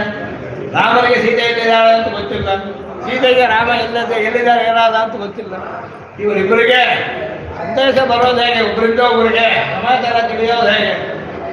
ಆಗ ರಾಮ ಬಂದ, ಸುಗ್ರೀವನೊಡನೆ ಸಖ್ಯ ಮಾಡಿಕೊಂಡ, ವಾಲಿಯನ್ನು ಬಂದ, ಸುಗ್ರೀವನ ರಾಜನ ಮಾಡ್ದ, ಎಲ್ಲ ವಾನರನ್ನು ಎಲ್ಲ ಕಡೆ ಹುಡುಕ ಕಳಿಸ್ದ. ಆಂಜನೇಯ ಬಂದ, ಲಂಕೆಗೆ ಸೀತೆಯನ್ನು ನೋಡ್ದ ಅಂತ ಆಯಿತು. ಆಂಜನೇಯನಿಂದ ಸೀತೆಗೆ ರಾಮನ ಕಥೆ ಗೊತ್ತಾಗಿ, ಮತ್ತೆ ಸೀತೆಗೆ ರಾಮನ ಗೊತ್ತಾಯಿತು. ಆವಾಗ ಅಂದರೂ ಕೂಡ ಇವನು ಮೊದಲು ಹುಡುಕಿ ಸೀತೆಯನ್ನು ಕಂಡಾಗ ತಕ್ಷಣ ಮಾತಾಡಿಸೋದಿಲ್ಲ. ನನಗೆ ಭಾಳ ಮನಸ್ಸಲ್ಲಿ ಚಿಂತೆ ಆಂಜನೇಯನ. ಸೀತೆಯನ್ನು ಹುಡ್ಕೊಂಡು ಬರಬೇಕು ಅಂತ ರಾಮ ಹೇಳಿದ. ಮಾತಾಡಿಸೋದೋ ಬಿಡೋದೋ ಗೊತ್ತಿಲ್ಲ, ನಾವೇನೋ ಒಂದು ಹೇಳ್ಬಿಟ್ಟು ಅದೇ ಯಾರು ಕೆಟ್ಟ ಹೋಗ್ಬಿಟ್ಟು. ಸರಿ, ಸೀತೆ ನೋಡಿದ್ದಾಯ್ತು, ಹೋಗಿ ಹೇಳ್ಬೇಡ. ಸೀತೆಯನ್ನು ನೋಡೋ ಸಮಯದಲ್ಲಿ ಅವಳಿಗೆ ಭಾಳ ದುಃಖ, ಪ್ರಾಣ ಬಿಡೋದು ಸೇರಿದ್ದಾರೆ. ಸರಿ, ಸೀತೆ ಇದ್ಲು ನಾನು ನೋಡಿದೆ ಅಂತ ಹೇಳ್ಬಿಟ್ಟು ರಾಮ ಇಲ್ಲಿ ಬಂದು ಅಷ್ಟೊಳಗೆ ಸೀತೆ ಹೋಗ್ಬಿಟ್ಟಿದ್ರೆ ಇವರನ್ನು ಬಂತಾರೆ. ಮಾತಾಡಿಸ್ದೇ ಇರೋ ಹಾಗಿಲ್ಲ, ಮಾತಾಡಿಸೋ ಹಾಗಿಲ್ಲ. ಅವನು ಹೇಳಿಲ್ಲ, ಮಾತಾಡಿಸು ಅಂತ ಹೇಳಿಲ್ಲ. ಏನು ಮಾಡಬೇಕು ಅಂತ ಗೊತ್ತಿಲ್ಲ. ಆಗ ಏನಾಗುತ್ತೆ ಅಂತಂದರೆ, ಇವಳನ್ನು ಜೊತೆಯಲ್ಲೇ ಇವಳಿಗೆ ರಕ್ಷೆಗೋಸ್ಕರ ರಾವಣ ಏರ್ಪಡಿಸಿರೋ ಕೆಲವು ರಾಕ್ಷಸಿರು, ಅವರ ಮಧ್ಯೆ ಒಬ್ಬಳು ನಿದ್ದೆ ಹೋಗ್ತಾಳೆ. ಸಜೆಟೆ ಅಂತ ನೋಡು, ಅವಳು ನಿದ್ದೆ ಹೋಗಿ ಅವಳೊಂದು ಸ್ವಪ್ನ ಕಾಣ್ತಾಳೆ. ಅವಳೆದ್ದು ಸೀತೆಗೆ ಹೇಳ್ತಾಳೆ, ನಾನು ನೋಡಿದೆ ರಾಮದೂತ ಒಬ್ಬ ವಾನರ ಬಂದು, ಒಂದು ಕೋತಿ ಬಂದು ಸೀತೆಯನ್ನು ಮಾತಾಡಿಸ್ತು, ಲಂಕೆಯನ್ನೆಲ್ಲ ಸುಟ್ಬಿಟ್ಟು ಹೋಯ್ತು, ಬೂದಿ ಮಾಡಿಬಿಟ್ಟು ಹೋಯ್ತು, ನಾನು ನೋಡಿದೆ. ಅವಳು ಹೇಳಿದ್ದನ್ನು ಅವನೇ ಕೇಳಿಸ್ಕೊಂಡಿದ್ದ. ಮುಂದೇನು ಮಾಡಬೇಕು ಅಂತ ಹೇಳ್ಕೊಟ್ಟಾಗ ಆಗ್ಬಿಡ್ತೀವಿ. ನೀನು ಲಂಕೆಯನ್ನೆಲ್ಲ ಬೂದಿ ಮಾಡಬೇಕು ಅನ್ನೋದು ಹೇಳ್ಕೊಟ್ಟಾಗ ಆಯಿತು. ಹಾಗೆ ನಡೀತು. ಏನು ಹೇಳ್ತಾರೆ, ಭರತನ ಸ್ವಪ್ನವು, ಸಜಟೆಯ ಸ್ವಪ್ನವು ವಾಲ್ಮೀಕಿ ರಾಮಾಯಣದಲ್ಲಿ ಇದು ಬ್ರಹ್ಮನ ಅನುಗ್ರಹದಿಂದ, ನಾರದರ ಉಪದೇಶದಿಂದ, ಕ್ರಮವಾಗಿ ಒಳ್ಳೆ ಯೋಗ ಶಕ್ತಿಯಿಂದ ವಾಲ್ಮೀಕಿ ಬರೆದ ರಾಮಾಯಣದಲ್ಲಿರೋದಿದು. ಇದನ್ನು ನಾವು ಅಲ್ಲಗಳಿಬೇಕಾಗಿಲ್ಲ. ಇದರಂತೆ ಸ್ವಪ್ನವೂ ಕೂಡ ಸತ್ಯ ಆಗುವ. ಸರಿ, ಸ್ವಪ್ನ ಸತ್ಯಂ ಜಗತ್ತು, ಅಷ್ಟು ಸರಿ, ಮಿಥ್ಯೆ ಅನ್ನೋದನ್ನು ಬಿಟ್ಬಿಡಿ ಅಂತ ಇವರು. ಸ್ವಾಮಿ ಸ್ವಪ್ನದಂತೆ ಜಗತ್ತು ಇರಬಾರ್ದು. ಯಾಕೆ? ಎರಡೂ ಇಲ್ಲ ಅನ್ನೋದಕ್ಕಲ್ಲ, ಎರಡೂ ಇದೆ ಅನ್ನೋದಕ್ಕೂ ಉಪಯೋಗಿಸ್ಕೋಬೋದು. ಹಾಗೆ ಪ್ರಮಾಣಗಳು ತೋರಿಸುತ್ತೆ. ಇತಿಹಾಸ ಪುರಾಣಗಳಿಂದ ಗೊತ್ತಾಗೋದು, ವೇದಗಳಿಗೆ ಸಹಕಾರ ಕೊಡುವಂಥ ಗ್ರಂಥಗಳಿಂದ ನಮಗೆ ಗೊತ್ತಾಗೋದು ನೋಡಿದ್ರೆ, ಶ್ರೀಮನ್ ಲಕ್ಷ್ಮಣ ಯೋಗಿನಸ್ತು ಭುವನಂ ಸತ್ಯಂ, ಜಗತ್ತೆಲ್ಲ ನಿಜವಾಗಲೂ ಇದೆ. ಹಿಂದೆ ಇತ್ತು, ಇವಾಗಲೂ ಇದೆ, ನಾಳೆ ಇರುತ್ತೆ. ಇದಕ್ಕೆ ಸೃಷ್ಟಿ ಉಂಟು, ಸ್ಥಿತಿ ಇದೆ, ಸಂಹಾರ ಉಂಟು, ಪ್ರಳಯ ಉಂಟು, ಮತ್ತೆ ಸೃಷ್ಟಿ ಉಂಟು. ಇದು ಒಪ್ಪಬೇಕಾದ ವಿಷಯ. ಇದು ಮೊದಲು ಅವರು ಹೇಳಿದ ಸಿದ್ಧಾಂತ. ಶಂಕರರಿಗೆ ಅವರು ಹೇಳಿದ್ದಕ್ಕೆ ವಿರೋಧವಾಗಿ ಕಾಣಬಹುದು, ಆದರೆ ಉಪನಿಷತ್ತು ಇದಕ್ಕೆ ಅನುಕೂಲ ಅನ್ನೋದನ್ನು ಇವರು ತೋರಿಸ್ತಾರೆ. ಹಾಗಾದರೆ ಈ ಜಗತ್ತಿಗೂ ಈಶ್ವರ ಅಂತ ಹೇಳುವ, ಬ್ರಹ್ಮ ಅಂತ ಹೇಳುವ ವಸ್ತುವಿಗೂ ಏನು ಸಂಬಂಧ? ಅವನು ಸ್ವಾಮಿ, ಇದೆಲ್ಲ ಅವನ ಒಡಮೆ ಅಂತ ಎರಡನೇ ಪದ ಹೇಳ್ತಾರೆ. ತದೀಶಃ ಶ್ರೀಯಕಾಂತಃ. ಈ ಜಗತ್ತು ಸತ್ಯ, ಈ ಜಗತ್ತಿಗೆ ಸ್ವಾಮಿಯಾದವನು ಜಗದೀಶ ಒಬ್ಬ, ಅವನು ಲಕ್ಷ್ಮೀಪತಿ, ಶ್ರೀಯಕಾಂತಃ ಅಂತ ಹೇಳೋದು. ಅವನು ಅಂದರೆ ನಮಗೆಲ್ಲ ಜಗನ್ಮಾತ, ಜಗತ್ಪಿತಾವಾಗಿರುವಂಥವರು ಲಕ್ಷ್ಮೀನಾರಾಯಣರು. ಇವರೇ ಎಲ್ಲ ಲೋಕಗಳನ್ನು ನಡೆಸ್ಕೊಂಡು ಹೋಗ್ತಾ ಇದ್ದಾರೆ. ಅವರವರು ಮಾಡಿದ ಕೆಲಸಕ್ಕೆ ತಕ್ಕಾಗಿ ಸುಖ ದುಃಖಗಳನ್ನು ಕೊಡ್ತಾರೆ. ಯಾರೋ ಅವರನ್ನು ಆಶ್ರಯಿಸಿದ್ರೆ ಮೋಕ್ಷವನ್ನು ಕೊಡ್ತಾರೆ. ಜಗತ್ತು ಸತ್ಯ, ಜಗತ್ತಿಗೆ ಸ್ವಾಮಿ ಒಬ್ಬರಿದ್ದಾರೆ, ಅವನು ಲಕ್ಷ್ಮೀಪತಿ, ಅವನೇ ಬ್ರಹ್ಮ. ಬ್ರಹ್ಮ ಸಏವ. ವೇದಾಂತಗಳಲ್ಲಿ ಬ್ರಹ್ಮ ಎಂಬ ಶಬ್ದ ಹೇಳುವಾಗ, ಬ್ರಹ್ಮ ಶಬ್ದ ನಪುಂಸಕಲಿಂಗ, ಅದರಲ್ಲಿ ಪುಲ್ಲಿಂಗ ಸ್ತ್ರೀಲಿಂಗ ಅಂತಲ್ಲ, ಗಂಡಸ ಹೆಂಗಸ ಅಂತ ಹೇಳಬೇಕಾದ್ದಿಲ್ಲ. ಆ ರೀತಿ ಬ್ರಹ್ಮಶಬ್ದ ಹೇಳಿದ್ರು ಅದು ಇವನನ್ನೇ ತಿಳಿಸುತ್ತೆ. ನಾರಾಯಣ ಪರಂ ಬ್ರಹ್ಮ ತತ್ವಂ ನಾರಾಯಣ ಪರಃ. ನಾರಾಯಣನೇ ಪರಬ್ರಹ್ಮ ಅಂತ ವೇದಗಳೇ ಹೇಳೋದ್ರಿಂದ ಸ್ವಾಮಿ ಜಗತ್ತು ಸತ್ಯ, ಜಗತ್ತಿಗೆ ಸ್ವಾಮಿ ಒಬ್ಬನಿದ್ದಾನೆ, ಅವನು ಲಕ್ಷ್ಮೀಪತಿಯಾಗಿದ್ದಾನೆ, ಅವನೇ ಪರಬ್ರಹ್ಮ, ಬ್ರಹ್ಮ ಸಹೇವ. ಆಗ ಈ ವಾಕ್ಯಕ್ಕೆ ಅರ್ಥ ಹೇಳಬೇಕು. ಏಕಮೇವ ಅದ್ವಿತೀಯಂ ಅನ್ನೋದಕ್ಕೆ ನೀವು ಹೇಗೆ ಅರ್ಥ ಹೇಳ್ತೀವಿ? ಸ್ವಾಮಿ 14 ಲೋಕಗಳಿದೆ, ಇದೊಂದು ಬ್ರಹ್ಮಾಂಡ, ಇಂಥ ಎಷ್ಟೋ ಬ್ರಹ್ಮಾಂಡಗಳಿದೆ, ಇದೆಲ್ಲದಕ್ಕೂ ಅವನು ಸ್ವಾಮಿ ಅಂತ ಹೇಳಿದ್ರೆ ಉಪನಿಷತ್ತಲ್ಲಿ ಇನ್ನೊಂದು ಕಡೆ ಅದು ಹೇಳಿದೆ, ಯಾವುದೂ ಇರಲಿಲ್ಲ, ಒಂದೇ ವಸ್ತು ಇತ್ತು, ಸದೈವ ಸೌಮ್ಯದ ಮಕರಾಸಿ ಏಕಮೇವ ಅದ್ವಿತೀಯಂ. ಇವಾಗ ಅದಕ್ಕೂ ಇದಕ್ಕೂ ಹೇಗೆ ಸಮಂಜಸವಾಗಿ ಅರ್ಥ ಹೇಳ್ತೀರಿ ಅಂತ ಮುಂದೆ ಪ್ರಶ್ನೆ. ಆಗ ಸಹ ಅಖಿಲ ತನುಹೋ ಅಂತ ಹೇಳಿ, ಆ ಪರಮಾತ್ಮನಿಗೆ ನಾವೆಲ್ಲ ಶರೀರವಾಗಿದ್ದೇವೆ, ಅವನು ಎಲ್ಲರಿಗೂ ಆತ್ಮನಾಗಿದ್ದಾನೆ. ಇದು ಪ್ರಧಾನವಾದ ಸಿದ್ಧಾಂತ. ರಾಮಾನುಜರು ಹೇಳ್ಕೊಟ್ಟಿರೋದರಲ್ಲಿ ಶರೀರ ಬೇರೆ, ಆತ್ಮ ಬೇರೆ. ಆದರೆ ಶರೀರದೊಳಗಿರೋ ಆತ್ಮನನ್ನು ಒಬ್ಬರು ಅಂತಲೇ ಹೇಳ್ತೀವಿ. ನಾನು ನನ್ನ ಶರೀರವೂ ಬಂತು ಅಂತ ಯಾರು ಹೇಳೋದಿಲ್ಲ. ನಾನು ಬಂದೇ ಅಂದರೆ ಶರೀರದಲ್ಲಿರೋ ನಾನು ಅಂತ. ನಾನು ಶರೀರ ಅಲ್ಲ, ಅದು ನಾನು ಅನ್ನೋದು ಶರೀರ ಅಲ್ಲ. ಆದರೂ ಮೈ ಬೇರೆ, ಆತ್ಮ ಬೇರೆ, ಅದು ಎಲ್ಲರೂ ಸೇರಿ ಒಂದು ಏಕಮೇವ ಅಂತ ಹೇಳ್ಬೋದು. ಸ್ವಾಮಿ ಎಷ್ಟು ಜನ ಬಂದಿದ್ದೀರಿ? ನಾನು ಒಬ್ಬನೇ ಬಂದಿದ್ದೀನಿ. ನೀವು ಅಂದರೆ ಆತ್ಮ ಆಯಿತು, ನಿಮ್ಮ ಶರೀರ ಬಂದಿಲ್ವಾ ಅಂತ ಯಾರು ಕೇಳ್ತಾರ? ಆದರೆ ಒಬ್ಬನು ಅಂತ ಹೇಳೋದ್ರಲ್ಲಿ ಶರೀರ ಬೇರೆ, ಅದು ಅಚೇತನ.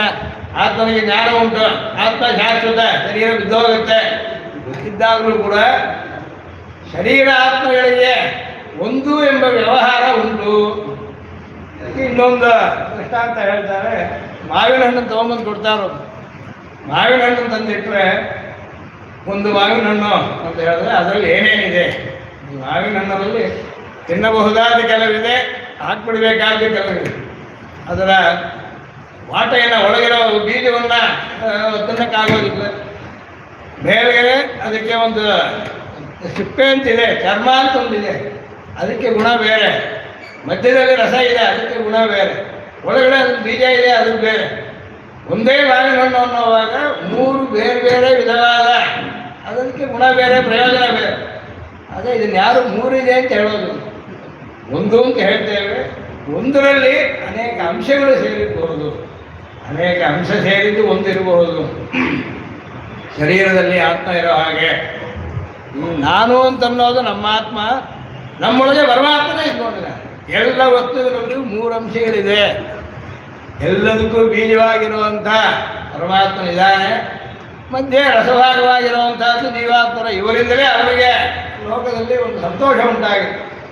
ಒಬ್ಬ ಒಳ್ಳೆ ವಿದ್ವಾಂಸನಿದ್ದಾನೆ, ಇವನಿಗೆ ಚೆನ್ನಾಗಿ ಕವನ ಮಾಡೋಕ್ಕೆ ಬರುತ್ತೆ, ಕವಿತೆಗಳನ್ನೆಲ್ಲ ಬರೀತಾನೆ, ಗ್ರಂಥಗಳನ್ನು ಬರೀತಾನೆ, ಪ್ರಬಂಧ ಬರೀತಾನೆ.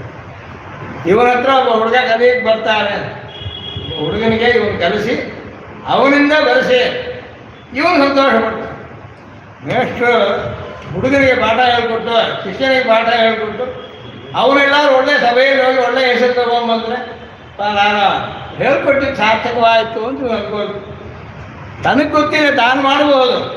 ತಾನು ಇನ್ನೊಬ್ಬರ ಹತ್ರ ಮಾಡಿಸೋವಾಗ ತನಗೊಂದು ತೃಪ್ತಿ ಏರ್ಪಡುತ್ತೆ. ಈ ಕಾರಣಕ್ಕಾಗಿ ನಾವೆಲ್ಲ ಪ್ರಾಣವುಳ್ಳ ವಸ್ತುಗಳು, ಜೀವಿಗಳು. ಯಾರಿಗೆಲ್ಲ ಜೀವ ಅಂತ ಹೇಳ್ತೀವೋ, ನಾನು ಎಂಬ ಜ್ಞಾನವುಳ್ಳವರೆಲ್ಲ ಜೀವ ಅಂತ ಹೇಳ್ತೀವಿ. ಯಾವ ವಸ್ತುಗೆ ತಾನು ಅನ್ನೋದು ಗೊತ್ತಿದೆಯೋ. ಒಂದು ಸಣ್ಣ ಇರುವೆ ಕೂಡ ಅದೆಲ್ಲರೂ ಹೋಗ್ತಾ ಇರುತ್ತೆ, ಮತ್ತೆಲ್ಲ ನೀರು ಕಂಡ್ರೆ ಅದನ್ನು ಬಿಟ್ಟು ಬೇರೆ ಕಡೆ ಹೋಗಿ ತನಗೆ ಅದು ವಿರೋಧ ಅಂತ ಅನ್ನೋ ಭಾವನೆ ಯಾವುದಕ್ಕೆಲ್ಲ ಇರುತ್ತೋ. ಆನೆಯಾಗಿದ್ದು ಸರಿ, ಒಂದು ಇರುವೆಯಾಗಿದ್ದು ಸರಿ, ಚಿಕ್ಕದಿಂದ ದೊಡ್ಡದವರಿಗೆ ಯಾವುದಕ್ಕೆಲ್ಲ ತಾನು ಎಂಬ ಅಹಂ ಎಂಬ ಶಬ್ದ ಯಾರೆಲ್ಲ ಹೇಳಬಹುದು. ಸಂಸ್ಕೃತದಲ್ಲಿ ಹೇಳಬೇಕು ಅಂತಲ್ಲ, ನಾನು ಶಬ್ದ ಹೇಳಬೇಕು ಅಂತ. ನಾನು ಎಂಬ ಕಾರ್ಯ ಯಾವುದೆಲ್ಲ ಮಾಡುತ್ತೆ, ನನಗೆ ಒಳ್ಳೆಯದು, ನನಗೆ ಕೆಟ್ಟದು, ನನಗಿಡಿಸುತ್ತೆ, ನನಗಿಡಿಸೋದಿಲ್ಲ, ನನಗೆ ಬೇಕು, ನನಗೆ ಹಸು, ನನಗೆ ಬಾಯ, ನನಗೆ ಸುಖ, ನನಗೆ ದುಃಖ ಅಂತ ಹೇಳೋದಿಲ್ಲ. ಈ ನಾನು ನಾನು ಅಂತ ಯಾವುದನ್ನು ಹೇಳ್ತೇವೋ ಇದು ಬೇರೆ, ಪರಮಾತ್ಮ ಅನ್ನೋದು ಬೇರೆ. ಅವರಿಗೆ ಸುಖ ದುಃಖ ಅಂತ ಅನ್ನೋದಿಲ್ಲ, ಅವರಿಗೆ ಕಷ್ಟ ಅಂತ ಅನ್ನೋದಲ್ಲ, ಆಗುತ್ತೆ ಆಗಲ್ಲ ಅನ್ನೋದಲ್ಲ. ಅವರೆಲ್ಲದಿಂದಲೂ ಮೇಲೆ ಇರೋ ಮೇಲೆ. ಅದಕ್ಕೆ ಬ್ರಹ್ಮ ಎಂಬ ಶಬ್ದವನ್ನು ಹೇಳ್ತೀವಿ. ಆ ಬ್ರಹ್ಮಕ್ಕೂ ನಮಗೂ ಏನು ಸಂಬಂಧ ಅನ್ನೋವಾಗ ಬ್ರಹ್ಮ ಎಲ್ಲ ಕಡೆಯೋ ತುಂಬಿದೆ. ಗಾಳಿ, ಇವಾಗ ಗಾಳಿ ಎಲ್ಲಿದೆ ಅಂತ ಕೇಳಿದ್ರೆ ಎಲ್ಲ ಕಡೆಯೂ ತುಂಬಿದೆ. ಗಾಳಿ ಇಲ್ಲದೆ ಇರೋ ಜಾಗ ಇಲ್ಲ. ಕಾಲ ಕಾಲ ಎಲ್ಲ ಕಡೆಯೂ ಇದೆ. ಟೈಮ್ ಅಂತ ಹೇಳ್ತೀವಿ, ಇಲ್ಲದೇ ಇರೋ ಜಾಗವೇ ಇಲ್ಲ. ಆಮೇಲೆ ನಿನ್ನೆ, ಇವತ್ತು, ನಾಳೆ, ಅಥವಾ ಮುಂದೆ, ಈಗ, ಹಿಂದೆ, ಈಗ, ಮುಂದೆ, ಹೀಗೆ ಈ ವ್ಯವಹಾರ ಎಲ್ರಿಗೂ ಉಂಟು. ಹೇಗೆ ಗೊತ್ತಾಗುತ್ತೆ? ಸೂರ್ಯ ಎದ್ದ, ಮುಳುಗ್ದ, ಯಾವುದೋ ಒಂದು ಗ್ರಹಗಳು, ಚಂದ್ರನ, ಸೂರ್ಯನ ಯಾವುದೋ ಒಂದು ಗತಿಯನ್ನು ಇಟ್ಕೊಂಡು ನಮಗೆ ಕಾಲ ಅಂತ ಅನ್ನೋ ಒಂದು ವಸ್ತು ಇರಬೇಕು, ಒಂದು ವಿಷಯ ಇರಬೇಕು. ಚಿಕ್ಕ ವಯಸ್ಸಲ್ಲಿ ಕಷ್ಟಪಟ್ಟರೆ ಮುಂದಿನ ವಯಸ್ಸು ಚೆನ್ನಾಗಿರುತ್ತೆ. ಇದೆಲ್ಲ ಕಾಲದಿಂದ ಹೇಳುವಂಥದ್ದು. ಕಾಲ ಅನ್ನೋದು ಹೇಗೆ ಇದ್ಕೊಂಡಿದೆಯೋ ಹೇಗೆ ಆಕಾಶ ಎಲ್ಲ ಕಡೆಗೆ ಇದೆ, ಹಾಗೆ ಅದಕ್ಕೂ ಕೂಡ ಸ್ವಾಮಿ ಪರಮಾತ್ಮ ಅನ್ನೋ ಯಾವುದಕ್ಕೂ ಅವನು ಕಾಲೋಸ್ತು ಲೋಕಕ್ಷಯಕ್ಕೆ ಪ್ರವೃದ್ಧ ಗೀತೆಯಲ್ಲಿ ಹೇಳ್ತಾರೆ. ಅಯ್ಯ ನಾನು ಅವ್ರನ್ನೆಲ್ಲ ಗೊತ್ತೇನೆ ಅಂತಲ್ಲ, ನಿಮ್ಮನ್ನು ಕೂಡ ಗೊತ್ತೇನೆ, ಯಾರನ್ನು ಬಿಟ್ಬಿಡೋದಿಲ್ಲ. ಇವತ್ತು ಅವನು ನಿನಗೆ ಶತ್ರು, ಇವತ್ತು ದುರ್ಯೋಧನಾದಿಗಳು ಹೋಗ್ತಾರೆ, ನಾಳೆ ಪಾಂಡವರು ಹೋಗ್ತಾರೆ. ನನಗೆ ಯಾರಿಂದಲೂ ಸುಖವೂ ಇಲ್ಲ ದುಃಖವೂ ಇಲ್ಲ. ಅಪ್ಪ ಒಂದು ಸಂದರ್ಭ ಇವರಿಬ್ಬರ ಮಧ್ಯೆ ಒಂದು ಕಷ್ಟಕ್ಕೆ ಬರುವಾಗ ಅವರಿಬ್ಬರಲ್ಲಿ ಯಾರ್ದು ನ್ಯಾಯದ ಕಡೆ ಇರ್ತೀನಿ, ಅನ್ಯಾಯ ಹೋಗಿ ನಾಳೆ ಇವಂದು ಬೇರೆ ಕಡೆ ಸರಿ ಅವನು ನನಗೆ ಅವನು ಬೇಕಾದವನು ಅಂತಲ್ಲ, ನೀನು ಬೇಡದವನು ಅಂತಲ್ಲ, ಆದರೆ ಎಲ್ರಿಗೂ ಸಮವಾಗಿರುವಂಥದ್ದು ನ್ಯಾಯವಾಗಿರೋದು ಅಂತ ಹೇಳಿ ಧರ್ಮ ಅಂತ ಹೇಳ್ತೀವಿ, ಅಥವಾ ನಿಯಮ ಅಂತ ಹೇಳ್ತೀವಿ, ವಿಧಿ ಅಂತ ಹೇಳ್ತೀವಿ. ಎಲ್ಲ ಪರಮಾತ್ಮನ ಹೆಸರು. ಅವನಿಗೂ ನಮಗೂ ಇರೋ ಸಂಬಂಧ ಏನಪ್ಪ ಅಂದರೆ, ಒಂದು ಶರೀರದೊಳಗೆ ಆತ್ಮ ಇರೋ ಹಾಗೆ ಈ ಶರೀರ ನಿಲ್ಲಬೇಕಾದ್ರೆ ಒಂದು ಆತ್ಮ ಇರಬೇಕು. ಈ ಆತ್ಮನ ಕರ್ಮದಿಂದಲೇ ಈ ಶರೀರ ಬಂತು. ಆದರೆ ಈ ಶರೀರವನ್ನು ಆತ್ಮನನ್ನು ರಕ್ಷಿಸೋಕ್ಕೋಸ್ಕರ ಅದರೊಳಗೆ ಅಂತರಾತ್ಮನಾಗಿ ಪರಮಾತ್ಮ ಇರ್ತಾನೆ. ಆದರೆ ಇವು ಮೂರನ್ನು ಬಿಡಿಸೋಕ್ಕಾಗೋದಿಲ್ಲ. ಯಾವಾಗ ಬಿಡಿಸೋಕ್ಕಾಗೋದಿಲ್ವೋ ಒಂದು ಅಂತ ಹೇಳ್ಬೋದು. ಒಂದೇ ವಸ್ತು ಇದ್ದು ಒಂದು ಅಂತ ಹೇಳಬೇಕು ಅಂತ ನಿರ್ಬಂಧ ಇಲ್ಲ. ಒಂದೇ ವಸ್ತು ಇದ್ದಾಗಲೂ ಒಂದು ಅಂತ ಹೇಳ್ತೀವಿ. ಇಲ್ಲಾನು ಇವಾಗ ವಿಜ್ಞಾನದಲ್ಲಿ ಕೂಡ ಆಟಮ್ ಅಂತ ಒಂದು ಹೇಳ್ತಾರೆ. ಆಟಮ್ ಅಂತ ಒಂದೇ ಆಟಮ್ ಅನ್ನೋದ್ರಲ್ಲಿ ಕೂಡ ಅದರಲ್ಲಿ ಪ್ರೋಟಾನ್ ಇದೆ, ನ್ಯೂಟ್ರಾನ್ ಇದೆ, ಎಲೆಕ್ಟ್ರಾನ್ ಇದೆ. ಸ್ವಾಮಿ ಅವಾಗ ಅದನ್ನೇ ಆಟಮ್ ಅಂತ ಹೇಳಿ, ಎಲೆಕ್ಟ್ರಾನೇ ಒಂದು ಆಟಮ್ ಅಂತ ಹೇಳಿ ಪ್ರೋಟಾನ್. ಸ್ವಾಮಿ ಬಿಡಿಸೋಕ್ಕಾಗೋದಿಲ್ಲ. ಯಾವುದು ಪರಮಾಣು ಅಂತ ನೈಯಾಯಿಕರು ಹೇಳ್ತಾರೆ, ಯಾವುದನ್ನ ಅದಕ್ಕೆ ಮೇಲೆ ಬಿಡಿಸೋಕ್ಕಾಗೋದಿಲ್ವೋ, ಯಾವುದೋ ಒಂದು ಎಲ್ಲೆಲ್ಲಿ ಹೋಗಿ ನಿಂತು ಬಿಡುತ್ತೋ ಅಲ್ಲಿಗೆ ಅದನ್ನು ಶಾಶ್ವತ ಒಪ್ಕೋಬೇಕು. ಆ ರೀತಿ ಇರೋದು ಈ ಪರಮಾತ್ಮ ಅಂತ ಅನ್ನೋದು. ಅವನಿಗೆ ಯಾವ ಕಷ್ಟವೂ ಇಲ್ಲ, ಆದರೆ ಅವನಿಂದ ನಾವು ಕಷ್ಟದಿಂದ ಪಾರಾಗಬಹುದು. ನಾವು ಮತ್ತೆ ಸಂಸಾರದಲ್ಲಿ ಸಿಕ್ಕಾಕೊಳ್ಳದೆ ಇರೋಕ್ಕಾಗತ್ತೆ. ಆದ್ದರಿಂದ ಪರಮಾತ್ಮನಿಗೂ ನಮಗೂ ಉಳ್ಳ ಸಂಬಂಧ, ಅವನು ಎಲ್ಲವನ್ನೂ ತನ್ನ ಶರೀರವಾಗಿ ಇಟ್ಟುಕೊಂಡಿದ್ದಾನೆ.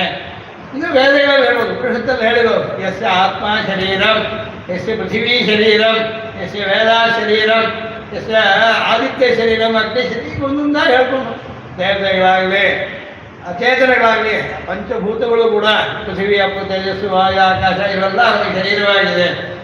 ಈ ರೀತಿ ಜಗತ್ತು ಸತ್ಯ, ಪರಮಾತ್ಮನೂ ಸತ್ಯ. ಅವನಿಗೆ ಯಾವ ಕಷ್ಟವೂ ಇಲ್ಲ, ದೋಷವೂ ಇಲ್ಲ.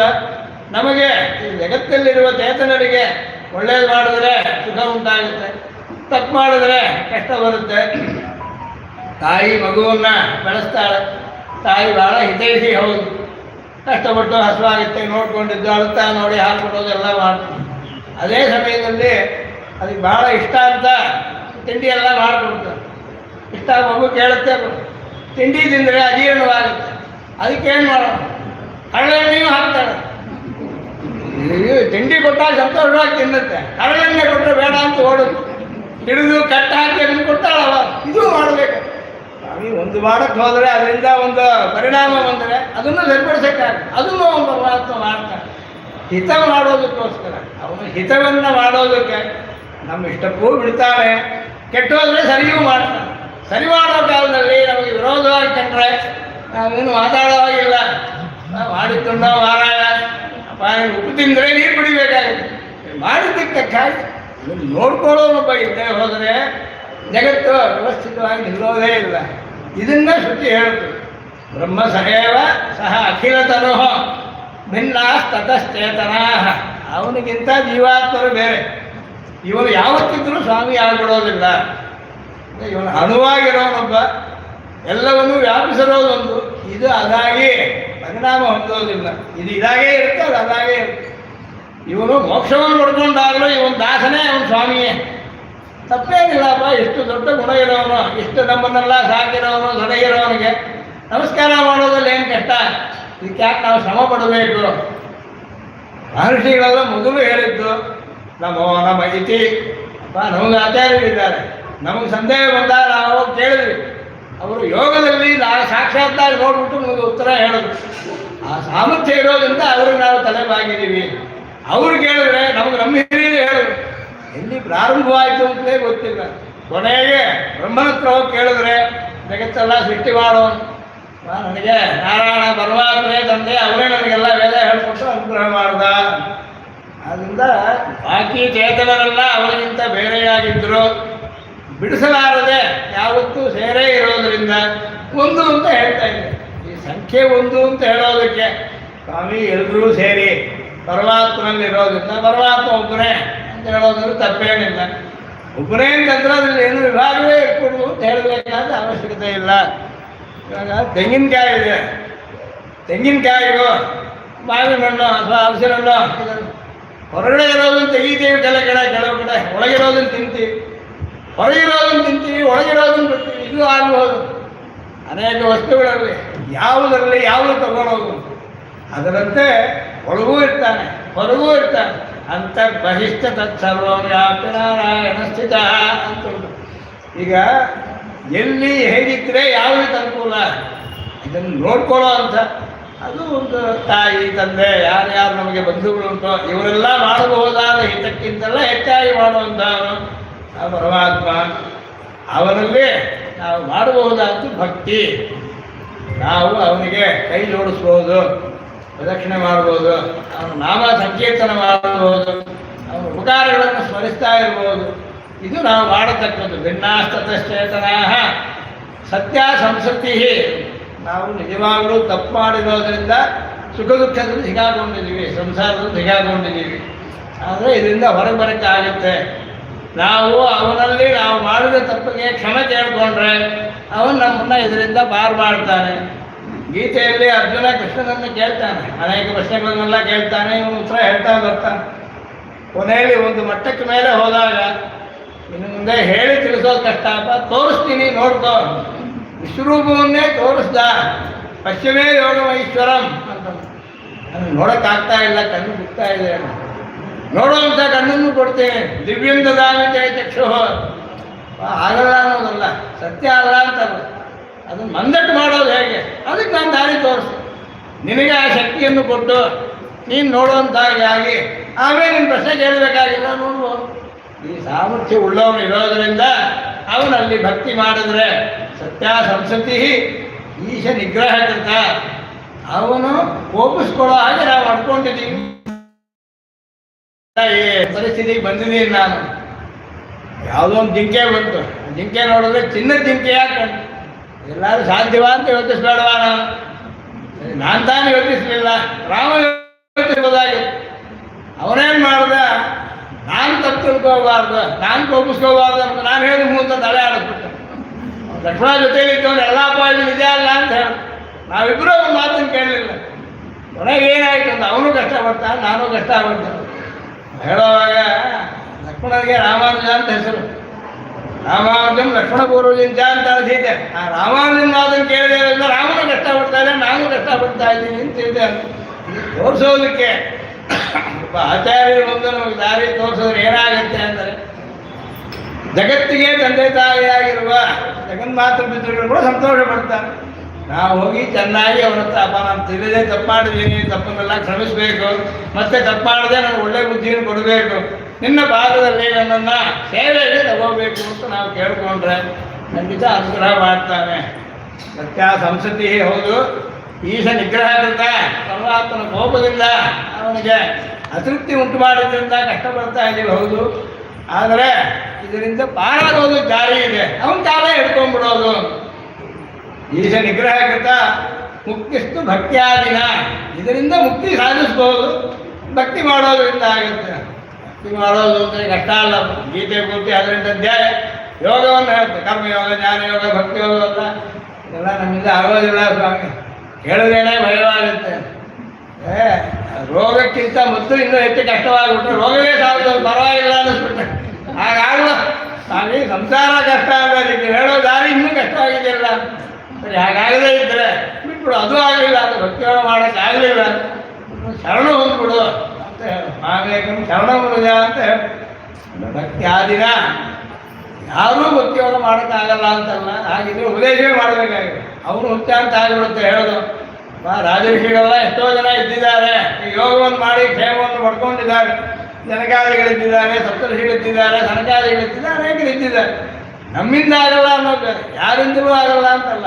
ಎಲ್ರಿಗೂ ಮೊದಲು ಹೇಳಿದ ಒಂದು ದಾರಿ ಇದೆ, ಅದನ್ನು ಮಾಡೋಕ್ಕಾದರೆ ಮಾಡು. ಅದಕ್ಕೆ ಅಶಕ್ತನಾಗಿದ್ದರೆ ಅದರ ಬದಲು ನಮ್ಮಿಂದ ಸ್ವಾಮಿ ಅದೂ ಮಾಡೋಕ್ಕಾಗಲ್ಲ. ಪರೀಕ್ಷೆಯೂ ಬರೆಯೋಕ್ಕಾಗಲ್ಲ, ಪಾಸ್ ಆಗಬೇಕು.